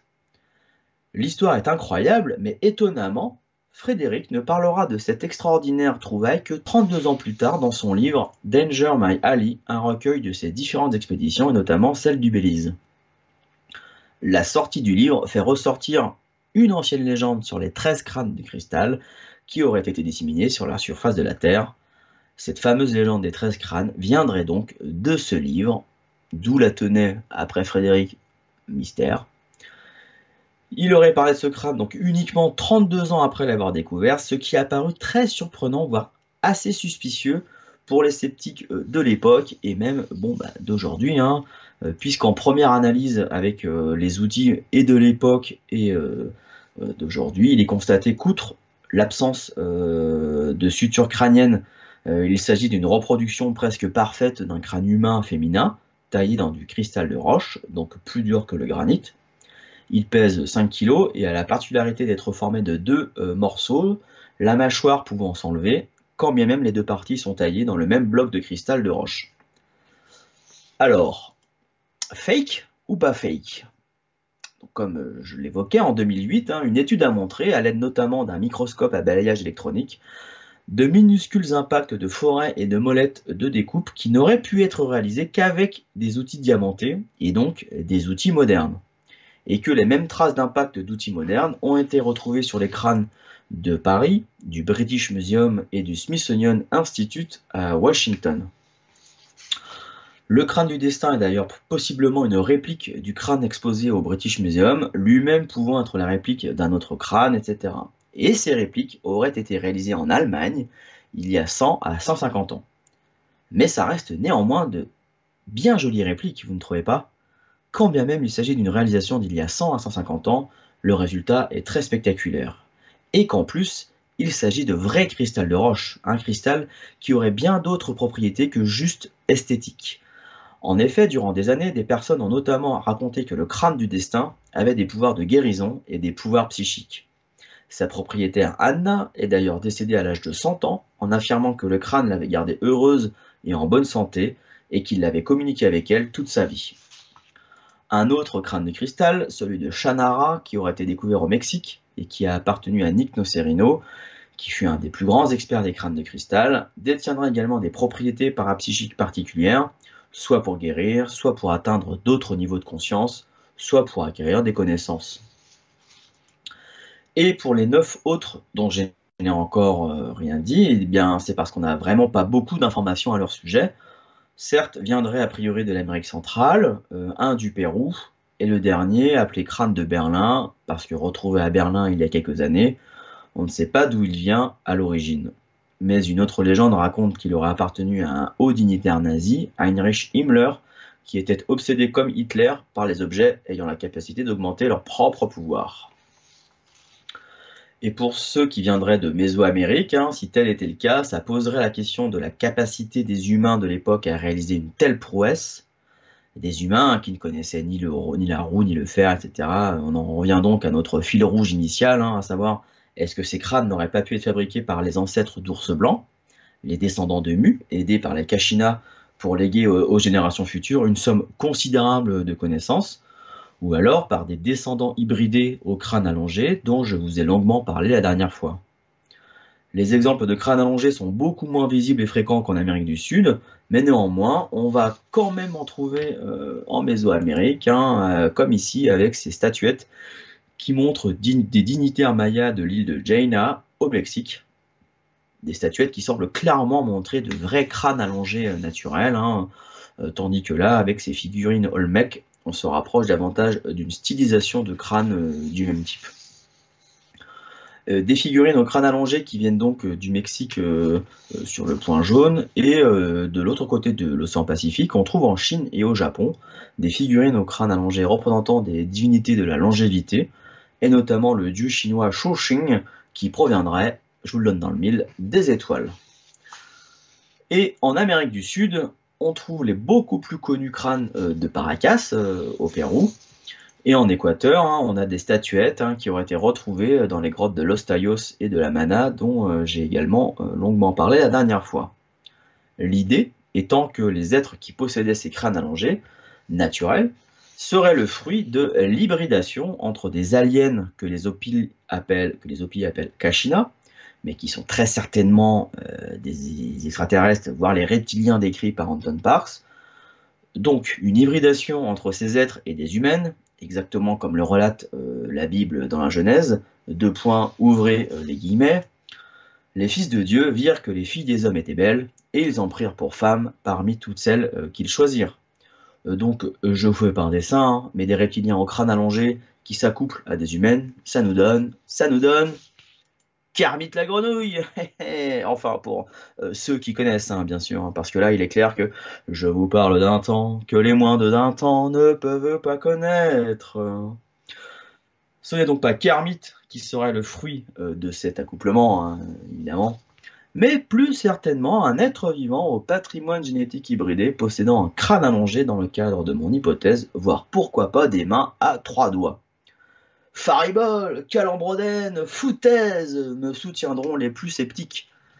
Et pourtant, quelle autre signification peut-on donner à cette figurine en terre cuite, datée d'environ 800 ans après JC, et que vous pouvez admirer au musée MMA de New York? La phrase de la Genèse ne prend-elle pas tout son sens avec cette scène si saisissante de vérité?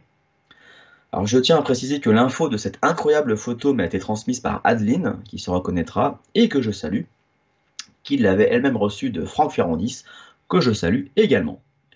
Donc, qu'est-ce qu'on peut dire sur ces deux personnages?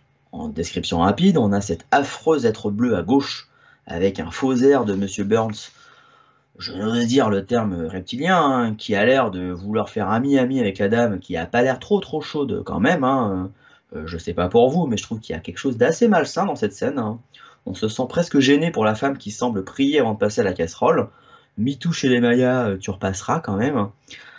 Est-ce qu'un accouplement entre ces deux êtres ne pourrait pas générer des hybrides au crâne allongé, hein, sachant que la femme en elle-même a déjà un crâne allongé? Ou alors, autre proposition de mon ami Fred, quant à l'interprétation de cette scène, on pourrait y voir une maman avec son rejeton hybridé. Un rejeton avec des malformations congénitales et qui n'aurait donc que sa mère comme seul refuge. La maman serait dans une posture yogique, c'est pas faux, hein, c'est vrai, comme on en trouve en Inde, avec un symbole sur le front au niveau du troisième œil. Une maman initiée, en somme, qui aurait accepté cette expérience génétique. Ouais, pas mal comme hypothèse aussi. Et il y a également cette étrange couleur bleue, hein, qui m'a rappelé cette fameuse tache dite mongoloïde, de couleur bleu-vert ou bleu-gris, hein, qui apparaît en bas du dos de certains bébés et qui disparaît à l'âge de 2-3 ans. Peut-être que certains d'entre vous connaissent cette tache. Alors en termes de statistiques, hein, alors, sous couvert de vérification, mais c'est ce que j'ai trouvé, elle apparaîtrait chez environ 85% des nourrissons du continent américain, 80% des Asiatiques et 90% des Polynésiens et seulement 5 à 10% des bébés caucasiens et africains. Cette tache a une origine génétique qui est encore assez mystérieuse, hein. Les scientifiques savent expliquer d'où ça vient, mais pas pourquoi ce phénomène se déclenche spécifiquement chez les populations asiatiques, américaines ou des îles Pacifiques. C'est un peu la même histoire que ce que je vous montrais dans la partie 1 au sujet de la découverte assez récente de muscles de reptiles dans tous les embryons humains, hein, mais qui ne sont observables qu'entre la 7e et la 13e semaine, c'est-à-dire qu'ils apparaissent à la 7e semaine, donc ces muscles reptiliens, hein, puis ils disparaissent à la 13e chez tout le monde. Des muscles que nous aurions hérités de lointains ancêtres, hein, nous disent les scientifiques, soit. Alors peut-être que l'image de gauche nous donne un argument supplémentaire, accréditant l'hypothèse que ces lointains ancêtres pourraient effectivement avoir été bleus, reptiliens, et parfois avec 3 doigts. Car c'est cette spécificité anatomique-là qui me scotche le plus concernant Monsieur Burns à gauche, là. À savoir ses mains à 3 doigts, donc tridactyles, qu'il pose nonchalamment sur l'épaule gauche et sur la cuisse droite de sa concubine ou de sa maman, au choix. 2 mains tridactyles que je vous ai agrandies. Est-ce que c'est pas incroyable quand même, ce truc? J'allais oublier aussi son pied droit, hein, où il y a que 3 doigts de pied. Alors, est-ce que c'est né de l'imaginaire de l'artiste Maya qui a façonné cette scène? Ou est-ce qu'effectivement, des êtres bleus aux mains tridactyles circulaient dans le monde Maya il y a 1200 ans, voire avant, et se seraient éventuellement accouplés avec des humaines pour engendrer des générations d'hybrides, dont les dernières traces génétiques visibles seraient la tache mongoloïde ou les muscles reptiliens observables chez les embryons? Mystère, une fois de plus.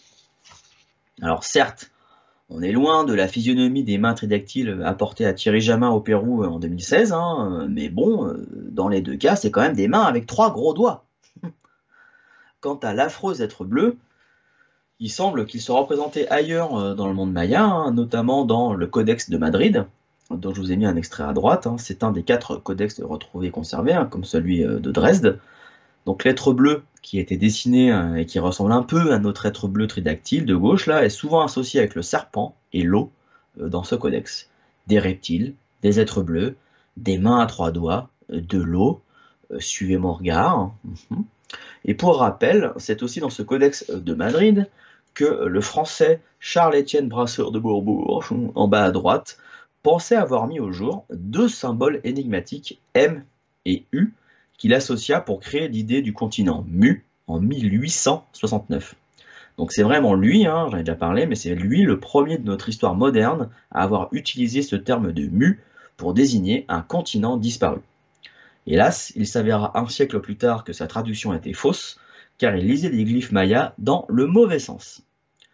Pour revenir à l'affreuse créature bleue, on la retrouve également à travers cette tête en terre cuite retrouvé sur le site Maya de Mayapan et qui semble représenter le même être bleu dont je n'ai pas encore réussi à trouver le nom. Alors bien évidemment, dans la mythologie maya, il n'y a pas que des démons ou des divinités bleues, hein. Mais j'avais envie de vous montrer la ressemblance entre ces trois êtres, avec notamment celle de gauche qui est pour moi vraiment la plus marquante. Une scène qui n'est d'ailleurs pas sans rappeler cette stèle visible au parc de la Benta, toujours au Mexique, et que je vous avais aussi déjà montré dans une émission précédente.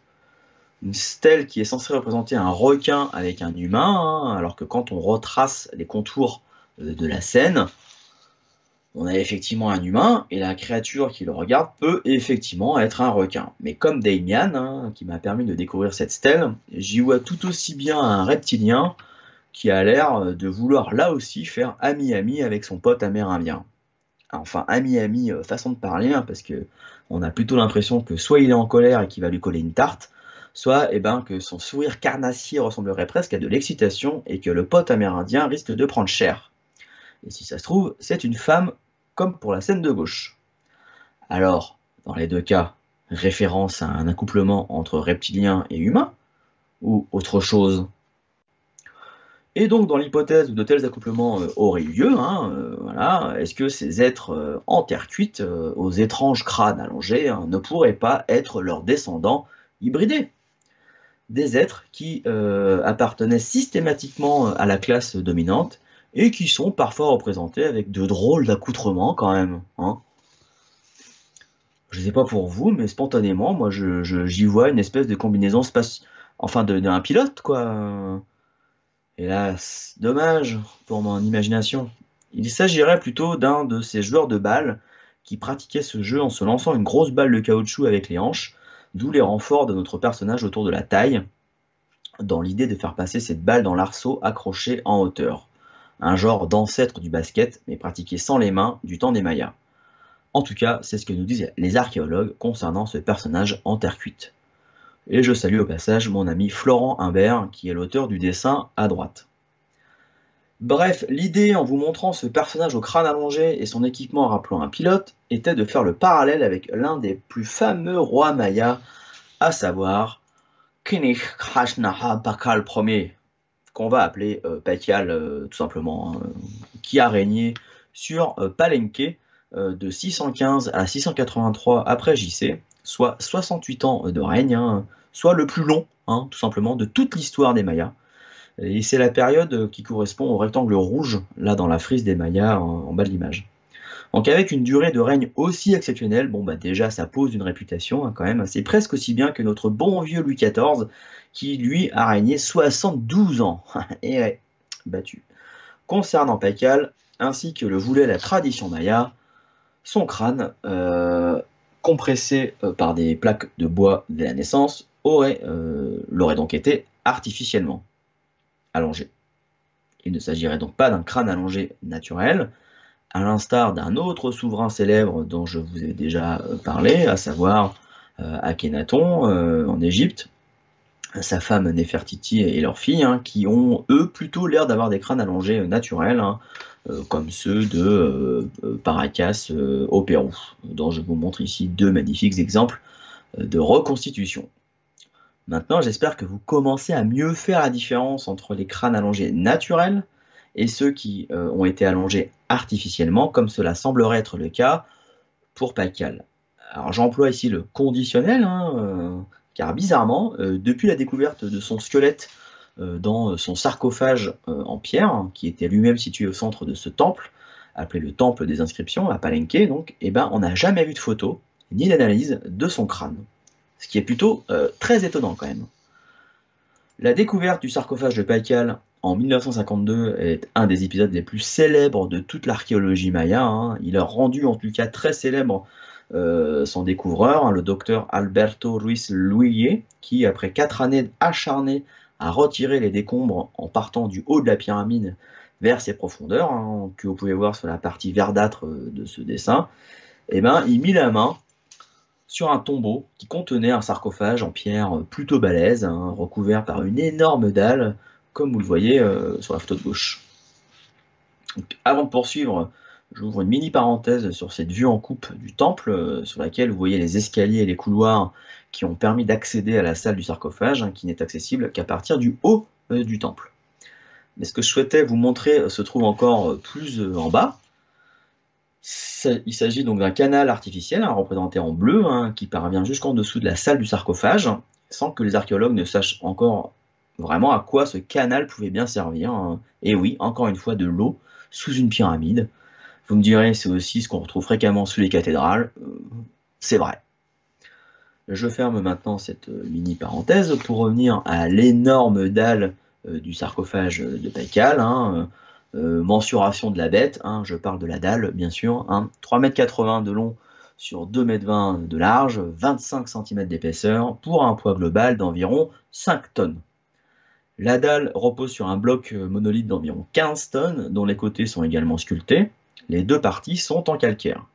Quand on pense que les Mayas de l'époque, hein, qui n'avaient ni la roue, ils ont réussi à transporter ces énormes blocs de pierre jusqu'à l'intérieur de la pyramide, hein, ils ont réussi à le faire. Voilà. D'autant que l'exiguïté de l'ensemble du tombeau laisse penser, peut-être, qu'ils ont construit une partie de la pyramide autour du sarcophage. Dans le même genre, hein, ça va rappeler les énormes coffres de granit, hein, de plusieurs dizaines de tonnes du Sérapéum de Saqqara en Égypte, et qui de la même manière sont posés dans des pièces très exiguës, sans que l'on sache vraiment comment les tailleurs de ces énormes blocs les ont installés dans ces souterrains. À Palenque, le sarcophage a donc été découvert par cet homme, le docteur L'Huillier, que vous voyez sur cette photo, qui entre dans le sarcophage ou qui en sort, et il peut y entrer ou en sortir, car la grosse dalle a été surélevée grâce à des crics pneumatiques et donc des moyens modernes. J'imagine même pas la difficulté à poser cette grosse dalle de 5 tonnes il y a plus de 1300 ans, quand on sait que les Mayas n'avaient ni la roue, ni le... Enfin, vous m'avez compris, hein.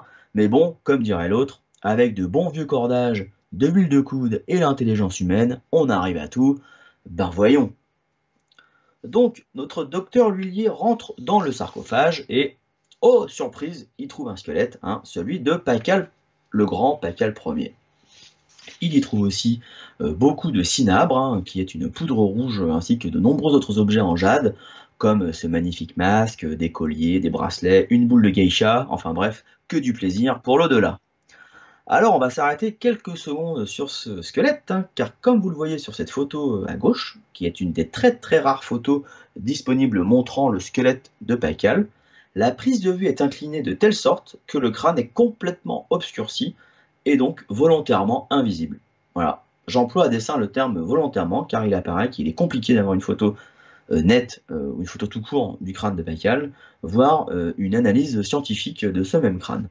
La question qui me brûle les lèvres est donc la suivante, mais où est passé le crâne de Paikal?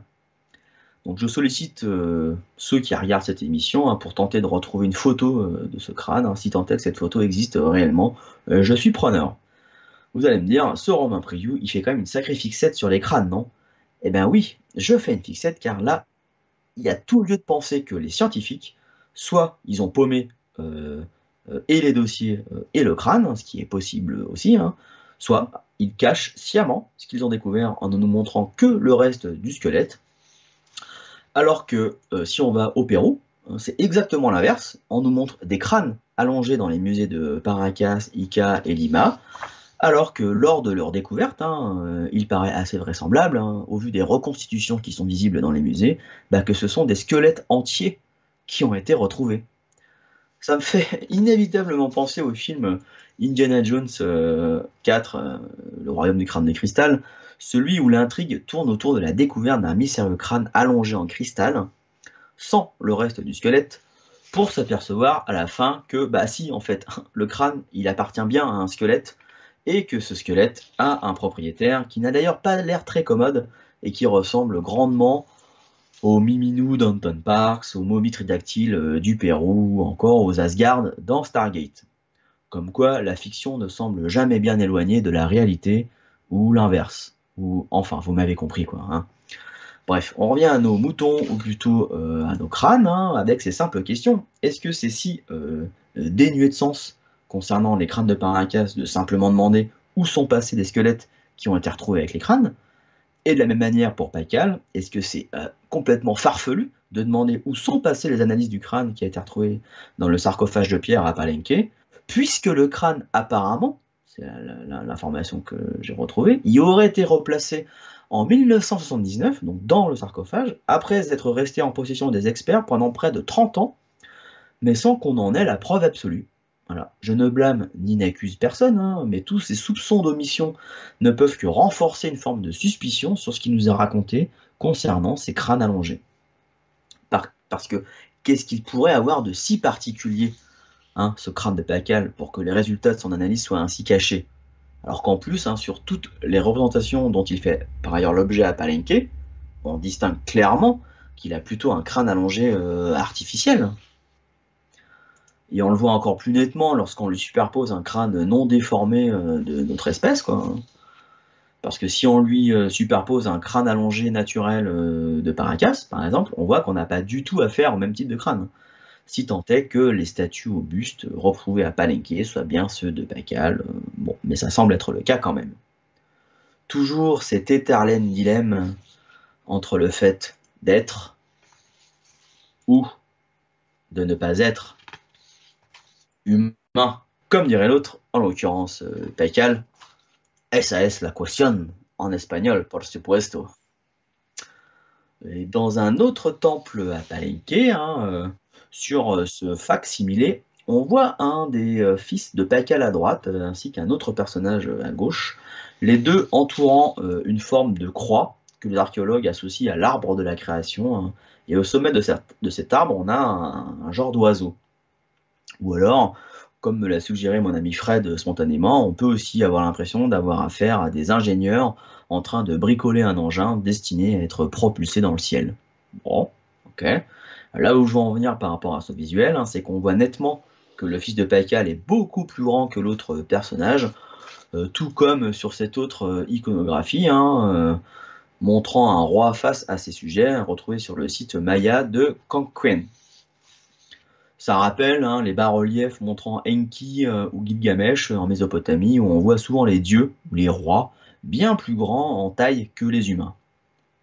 Alors, est-ce qu'on a affaire à une glorification de ces souverains par les graveurs de ces scènes qui ont fortement exagéré leur taille pour accentuer leur puissance? Ou est-ce qu'on a affaire à des rois ayant fait l'objet d'hybridation et qui sont donc génétiquement plus grands que leurs sujets?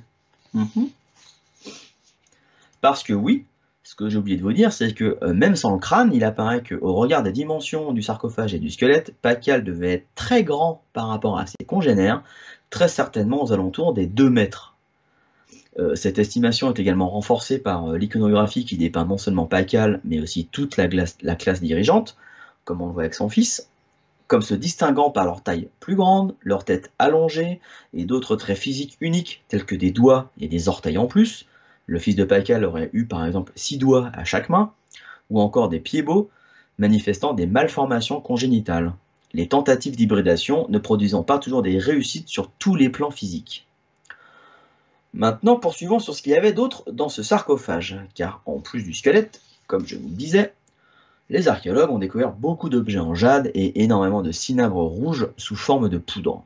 En fait, tout l'intérieur de la tombe ainsi que le squelette ont été peints avec ce cinabre rouge, hein, d'où l'idée de la reconstitution en rouge comme ils l'ont fait au musée de Mexico sur la photo. Pour certains spécialistes, le cinabre symboliserait le sang et la renaissance, car le sang marquerait le lien entre la mort et la renaissance, comme lors de l'accouchement où le bébé sort couvert de sang. Donc couvrir un cadavre de cinabre serait un moyen de l'associer à une renaissance. A noter que le cinabre sert également à produire le mercure. 3 petits points, j'en parlerai la prochaine fois. Dans les objets de jade qui ont été retrouvés, le plus significatif est incontestablement ce magnifique masque composé de 340 plaques de jade avec les yeux constitués de coquillages et d'obsidienne. La finesse du travail est véritablement remarquable, sachant que le jade est une pierre presque aussi dure que le granit. Ce masque est accompagné de parures aux oreilles, ainsi que de grands colliers et de bracelets aux poignets. Mais les archéologues ont également retrouvé un cube et une sphère, toujours en jade, le cube dans la main droite et la sphère dans la main gauche. Et personne ne sait pourquoi, car ce genre d'objet disposé de cette manière n'a jamais été retrouvé ailleurs dans le monde maya. Des suggestions dans l'assistance peut-être? Je vais vous proposer l'hypothèse de mon ami Franz Lavigne, qui le tient du monde asiatique et du Vietnam précisément. Le cube représenterait la Terre, la matière, la dimension du Ki, la représentation de l'espace en 3 dimensions, et la sphère représenterait le ciel, le divin, la dimension invisible. La sphère n'a pas de côté et contient le nombre pi. La symbolique globale pourrait donc être la traversée du monde matériel vers le monde non matériel, en somme une symbolique du passage vers l'au-delà lors de la mort du corps physique. C'est joli en tout cas, hein. Voilà une vue globale du tombeau et du sarcophage de Pacal, tels qu'ils sont reconstitués au musée anthropologique de Mexico. D'après notre chronologie, la date de l'inhumation a pu être fixée à l'an 683 après JC, après, donc, je le disais, 68 ans de règne et 80 ans d'une vie bien remplie. Vivre 80 ans à l'époque, quand même, c'était pas banal, hein, c'était même un record. Mais comme je viens de vous l'expliquer, avec Pacal, on n'est pas au bout de nos surprises, hein. Une belle transition, qu'elle est encore belle, pour maintenant s'intéresser de plus près à cette fameuse dalle qui recouvre le sarcophage, parce que bon, hein, c'est bien gentil de parler de Pacal, mais les connaisseurs de cette histoire attendent que j'évoque spécifiquement ce qui est gravé sur cette dalle. Je le sais, car c'est moi aussi par le biais de cette dalle que j'ai découvert ce fameux Pacal, et que j'ai eu envie de vous faire partager un peu de son histoire et de son squelette aussi. Donc, place à la dalle, ce gigantesque machin en calcaire de 4 mètres sur 2 et qui pèserait dans les 5 tonnes. Alors, qu'est-ce qu'on a trouvé de gravé de si particulier sur cette dalle? Donc, on voit d'abord qu'elle est gravée sur les côtés et dessus. Donc, voilà ce qu'on voit. Ça, c'est la dalle originale. Alors, pour que ce soit plus visible, je vais utiliser les planches qu'a dessinées mon ami Manu Alterac, hein, qui a passé plusieurs centaines d'heures à retracer tous les détails de cette dalle, ce qui va nous permettre de nous faire des zooms en temps voulu, hein, et en couleur, hein, s'il vous plaît. Donc encore une fois, merci Manu. Donc qu'est-ce que tout le monde voit spontanément, que ce soit dans ce sens ou dans ce sens? Eh bien cette gravure pourrait représenter un vaisseau spatial ou une fusée, et le personnage central, Pacal, ne serait rien de moins qu'un des anciens astronautes. C'est en tout cas l'hypothèse d'Eric van Däniken et de Robert Charroux, hein, entre autres, qui l'ont écrit dans leurs livres respectifs, sortis quelques années après la découverte du sarcophage et de la dalle. Comment ça, Moresh, on voit un ancien astronaute sur cette grosse dalle en calcaire? Je vais vous y aider à y voir plus clair en décomposant chacun des éléments grâce au travail de Manu, et on commence par le personnage central qui n'est autre que Pacal lui-même. Donc les archéologues ont deviné que c'était lui grâce à deux choses. Bon bah déjà il y a son corps dedans, le sarcophage, hein. Et puis il y a la présence de glyphes qui signifie bouclier, et Pacal signifie bouclier en langue maya. Et en plus on a ses traits physiques, et notamment son crâne et son nez caractéristiques, hein, comme vous avez déjà pu le voir sur les bustes que je vous ai montrés, hein. Quoique si on zoome encore sur le visage, Charroux ou Van Däniken sont partis dans l'idée que le fameux super pif de Pacal pourrait être une forme de seconde peau ou un appareil technologique relié à ce drôle d'objet qui lui sort du nez, le tout pouvant s'apparenter à un genre d'alimentation en oxygène dont il aurait besoin en étant dans l'espace. Alors du point de vue des archéologues, qu'allons-nous chercher là quand même? Enfin, les gars, oh, puisque sur d'autres représentations, comme sur la photo de droite, on peut voir que le fait d'avoir un bijou dans le nez était monnaie courante chez les rois mayas, et de fait, pour les archéologues, ce qu'a Pacal dans le nez n'est rien d'autre qu'un bijou, même si, bien évidemment, il ne ressemble en rien à la gravure de droite. Il se trouve en tout cas que ce petit objet qui lui sort du nez, hein, n'est pas directement relié au reste de ce qu'on pourrait prendre pour une carlingue de vaisseau ou de fusée. Si on reprend notre vue d'ensemble de la dalle, et qu'on se réfère à ce qu'ont pu écrire Van Däniken et Robert Charroux, entre autres, hein, on aurait donc affaire au roi Pacal, dans cette position étrange, assis ou couché sur un siège selon qu'on lise la dalle à l'horizontale ou à la verticale, un siège qui reposerait sur un genre de moteur, dans ses mains, il tiendrait et actionnerait les manettes d'un engin, tandis que ses pieds reposeraient sur des pédales qu'il actionnerait également. Pour un peu, on aurait presque l'impression qu'il se trouve sur un des motojets de Star Wars. Vous ne trouvez pas que la ressemblance est quand même troublante? George Lucas se serait-il inspiré de la dalle de Pacal pour imaginer ces engins volants?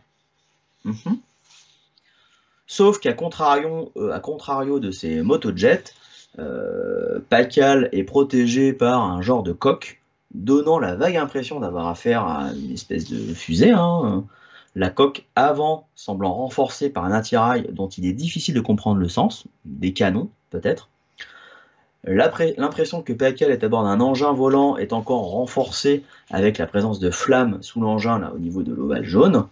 Le moteur en démarrant subirait lui-même des formes de soufflets d'air visibles au niveau des petits ovales jaunes. Et pour encore mieux symboliser que l'engin en question décolle ou est déjà en train de voler, les graveurs ont ajouté ce qu'on pourrait interpréter comme des sortes de nuages de chaque côté de la coque, ou des nuages ou ce qui est dégagé par le décollage. Tant et si bien que si on mettait toute cette scène dans l'espace, par exemple, et qu'on y ajoutait des flammes un peu plus conséquentes à l'arrière, et ben on croirait presque à l'idée de l'ancien astronaute quand même. Enfin moi je trouve, mais pas que moi d'ailleurs, peut-être que vous aussi. Maintenant regardons pourquoi est-ce que Pacal aurait besoin d'être à bord d'un genre de fusée ou de vaisseau. Si on revient à la dalle, il y a tout au bout à gauche un genre d'oiseau qu'on verra mieux une fois que le reste sera un peu occulté, comme ça, et qu'on aura retourné et agrandi l'oiseau en question, comme ça. Drôle de créature, non? Alors de mon point de vue, ça ressemble pas franchement à un oiseau, même si de loin, avec ses longues plumes, les graveurs ont peut-être essayé de le faire ressembler au Quetzal, l'oiseau emblématique des Mayas et des Aztèques. Et si on zoome sur la tête de notre étrange créature ailée, de la dalle, comme ça, on peut peut-être y voir des similitudes avec les monstres bleus que je vous ai montrés tout à l'heure. Des monstres qui donnent pas vraiment envie d'être leurs potes, et qu'on pourrait assimiler à des hybridations ratées, avec cette drôle de couleur bleue ou bleu-vert, rappelant peut-être une couleur reptilienne, ou encore ce nez allongé, ces gros yeux globuleux, cette grosse bouche. Quoi que ce soit, les archéologues sont partagés quant à l'identité réelle de ce personnage ailé, qui se trouve au bout de l'engin de Pacal. Il s'agirait peut-être d'une divinité, et Ecatl, le dieu de l'air et du vent, tout comme le seraient les deux petits personnages posés sur la carlingue, ici et ici, au niveau des flèches jaunes. Alors je vais les retourner et zoomer dessus pour qu'on les voit mieux, comme ça. Donc Manu, on a dessiné un en rose et l'autre en vert. Ils ont également l'air d'être des oiseaux, au regard de leur queue et de leur bec. Mais qu'est-ce que c'est réellement? Alors j'ai eu envie de les nommer Hurlu et Berlu, parce que leurs têtes ahuries me font bien marrer. Pour finir sur les éléments qui composent cette dalle, il nous manque ce qui semblerait être la stylisation de systèmes solaires, et pas forcément le nôtre, renforcée par la présence de 11 alignements de 3 cercles, que certains associent aux 3 étoiles du baudrier d'Orion. Toute cette scène étant entourée par tout un tas de glyphes qui, dans le cas pour les archéologues, vont être des repères temporels et une espèce d'arbre généalogique de Pacal. Tandis que pour Van Däniken ou Robert Charroux, on aurait plutôt affaire à des coordonnées stellaires et à des êtres venus des étoiles. Et il y a en particulier un des glyphes entourant la dalle qui est super mystérieux. Il s'agit de celui-ci, là, en bas. Mes yeux auraient-ils été abusés par quelque sorcellerie? Bien évidemment que non. Il s'agit d'un petit cadeau et d'un petit clin d'œil de Manu et moi envers Nora et Guillaume, ainsi qu'à tous les nuréens et à tous ceux qui regardent. Salut tout le monde! Et donc, si je reviens maintenant à la dalle authentique, j'espère que maintenant, vous la regarderez d'un autre œil. Et si on la met dans l'autre sens, et que l'on reprend notre décomposition avec la vision alternative, on a Pacal, donc, assis sur un siège, lui-même reposant sur cette espèce de moteur. Pacal actionnerait un genre de manette avec ses mains et appuierait sur des pédales avec ses pieds. dans un habitacle qui serait renforcé à l'avant, en imaginant qu'on soit à bord d'un genre de fusée, ce qui est dessous le fuselage pourrait être pris pour des flammes de décollage. Ça va être encore plus crédible en vous mettant de vraies flammes, un peu comme le décollage d'une fusée moderne. Et donc si on part du principe qu'il s'agit d'un décollage, on a forcément tous les nuages autour qui vont avec. À moins que pour la dalle de Bacal, il ne s'agisse de nuages montrant que l'engin est déjà en vol. L'objectif étant, dans notre hypothèse, d'emmener un ennemi ou un démon dans l'espace, tout en étant accompagné par 2 créatures pour nous aider dans notre mission. Et tout ce petit monde aurait donc une destination bien précise, une destination inscrite autour de Bacal et de son engin, ainsi que autour de la dalle. Alors pour les férus de symbolisme, je vous ai agrandi ce qui pourrait être ou des coordonnées stellaires, ou la représentation de systèmes solaires, ou complètement autre chose, avec entouré en bleu les 11 alignements de 3 points. Donc instinctivement, comme je vous disais, que ces 3 points pourraient faire penser au baudrier d'Orion, je dirais qu'il y a quelque chose en lien avec la constellation du même nom, mais je n'ai pas vraiment pris le temps de me pencher dessus. Donc voilà pour la version alternative de l'interprétation de la dalle de Bacal. Pour ce qui est de la version des archéologues, on va d'abord commencer par évoquer justement la constellation d'Orion, puisque les archéologues se sont aperçus que les Mayas avaient une fascination toute particulière pour cette constellation. Et ouais. Alors d'abord, on se repère grâce à cette magnifique photo nocturne de la voûte céleste, et je vais vous montrer les objets les plus brillants, à savoir donc l'étoile Sirius, qui fait partie de la constellation du Grand Chien, les étoiles Bételgeuse et Rigel, qui font partie de la constellation d'Orion, l'étoile Aldébaran, qui fait partie de la constellation du Taureau, et à cette constellation du Taureau, il faut ajouter l'amas des Pléiades, que je ne présente plus. Il ne faut pas oublier le gros objet lumineux à côté d'Aldébaran, à savoir la planète Vénus. Et pour les amateurs de liens en tout genre, je vous montre aussi la constellation du Lièvre en bas à gauche.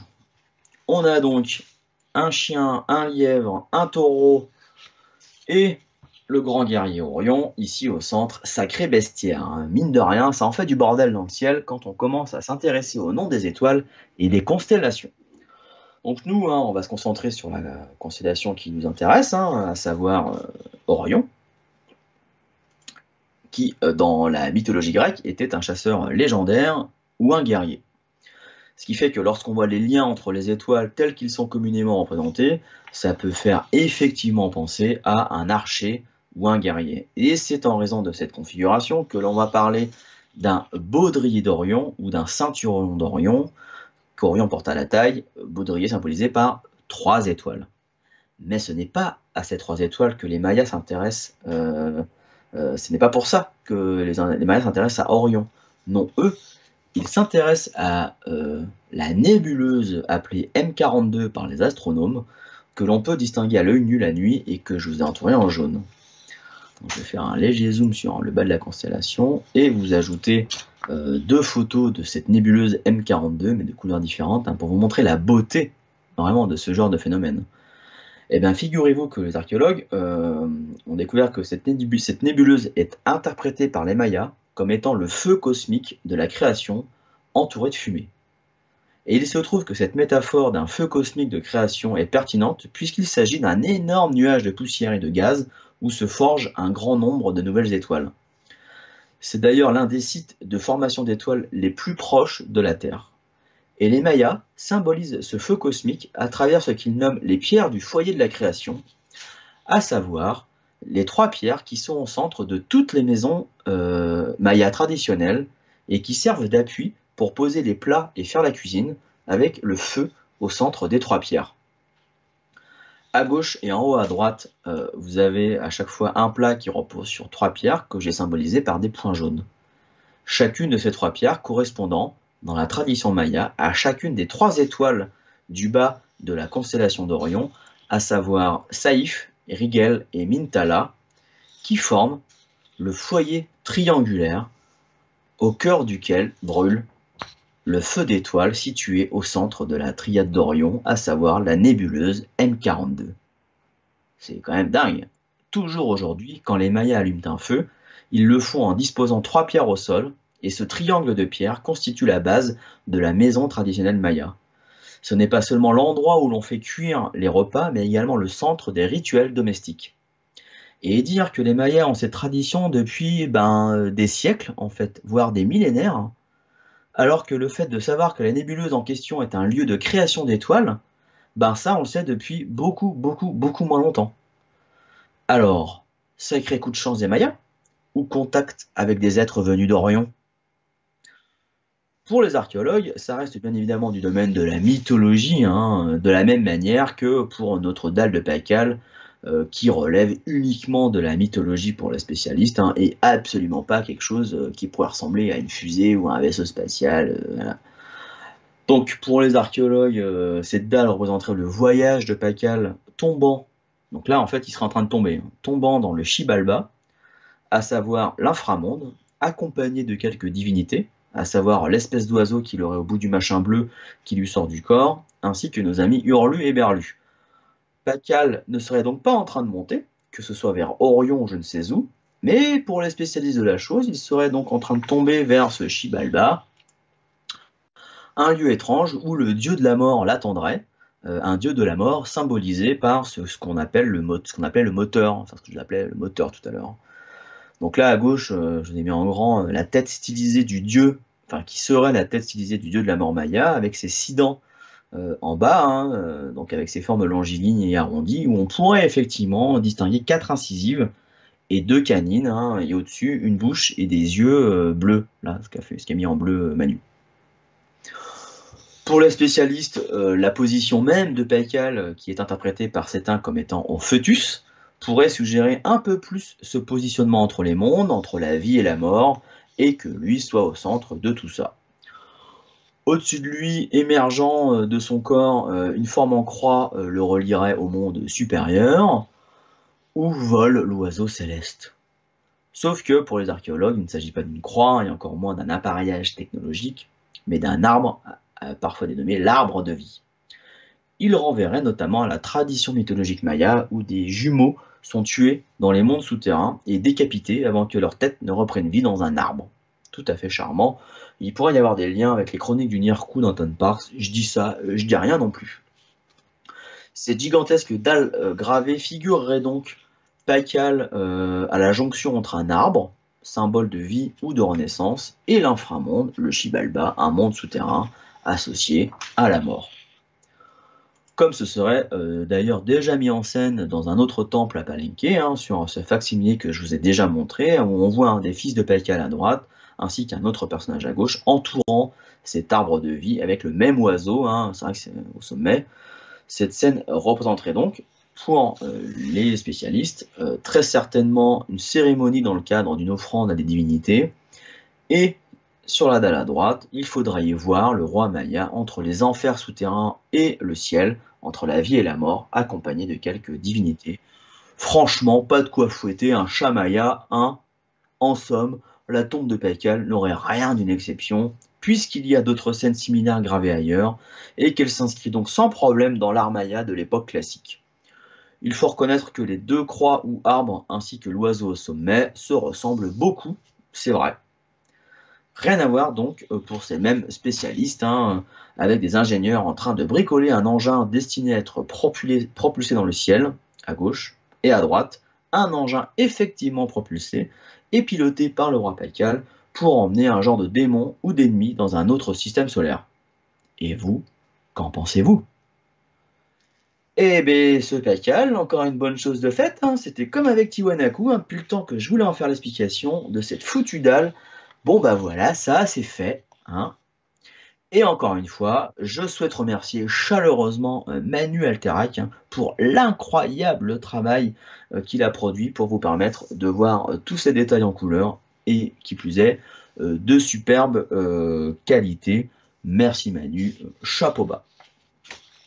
Ultime clin d'œil avec cette autre tombe célèbre qui nous renvoie également à Pacal, celle du vulcanologue Haroun Tazieff, hein, pour ceux qui connaissent, enterré au cimetière de Passy en 1998, et qui reprend à l'identique le motif de la sépulture du dignitaire maya sur du marbre rouge. Haroun Tazieff n'avait pourtant aucun lien direct avec le Mexique, et c'est uniquement un choix de sa veuve qui fait qu'il repose désormais sous une copie de cette dalle. Pourquoi a-t-elle fait ce choix? Encore une fois, mystère. Voilà, c'est tout pour aujourd'hui. Merci de m'avoir écouté. C'était Civilisations anciennes et peuples des étoiles, partie 3.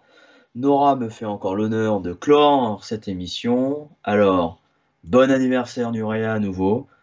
Et n'oubliez pas de garder les pieds sur terre et la tête dans les étoiles. Rendez-vous très bientôt, voire peut-être même demain, pour la 4e partie. Ciao!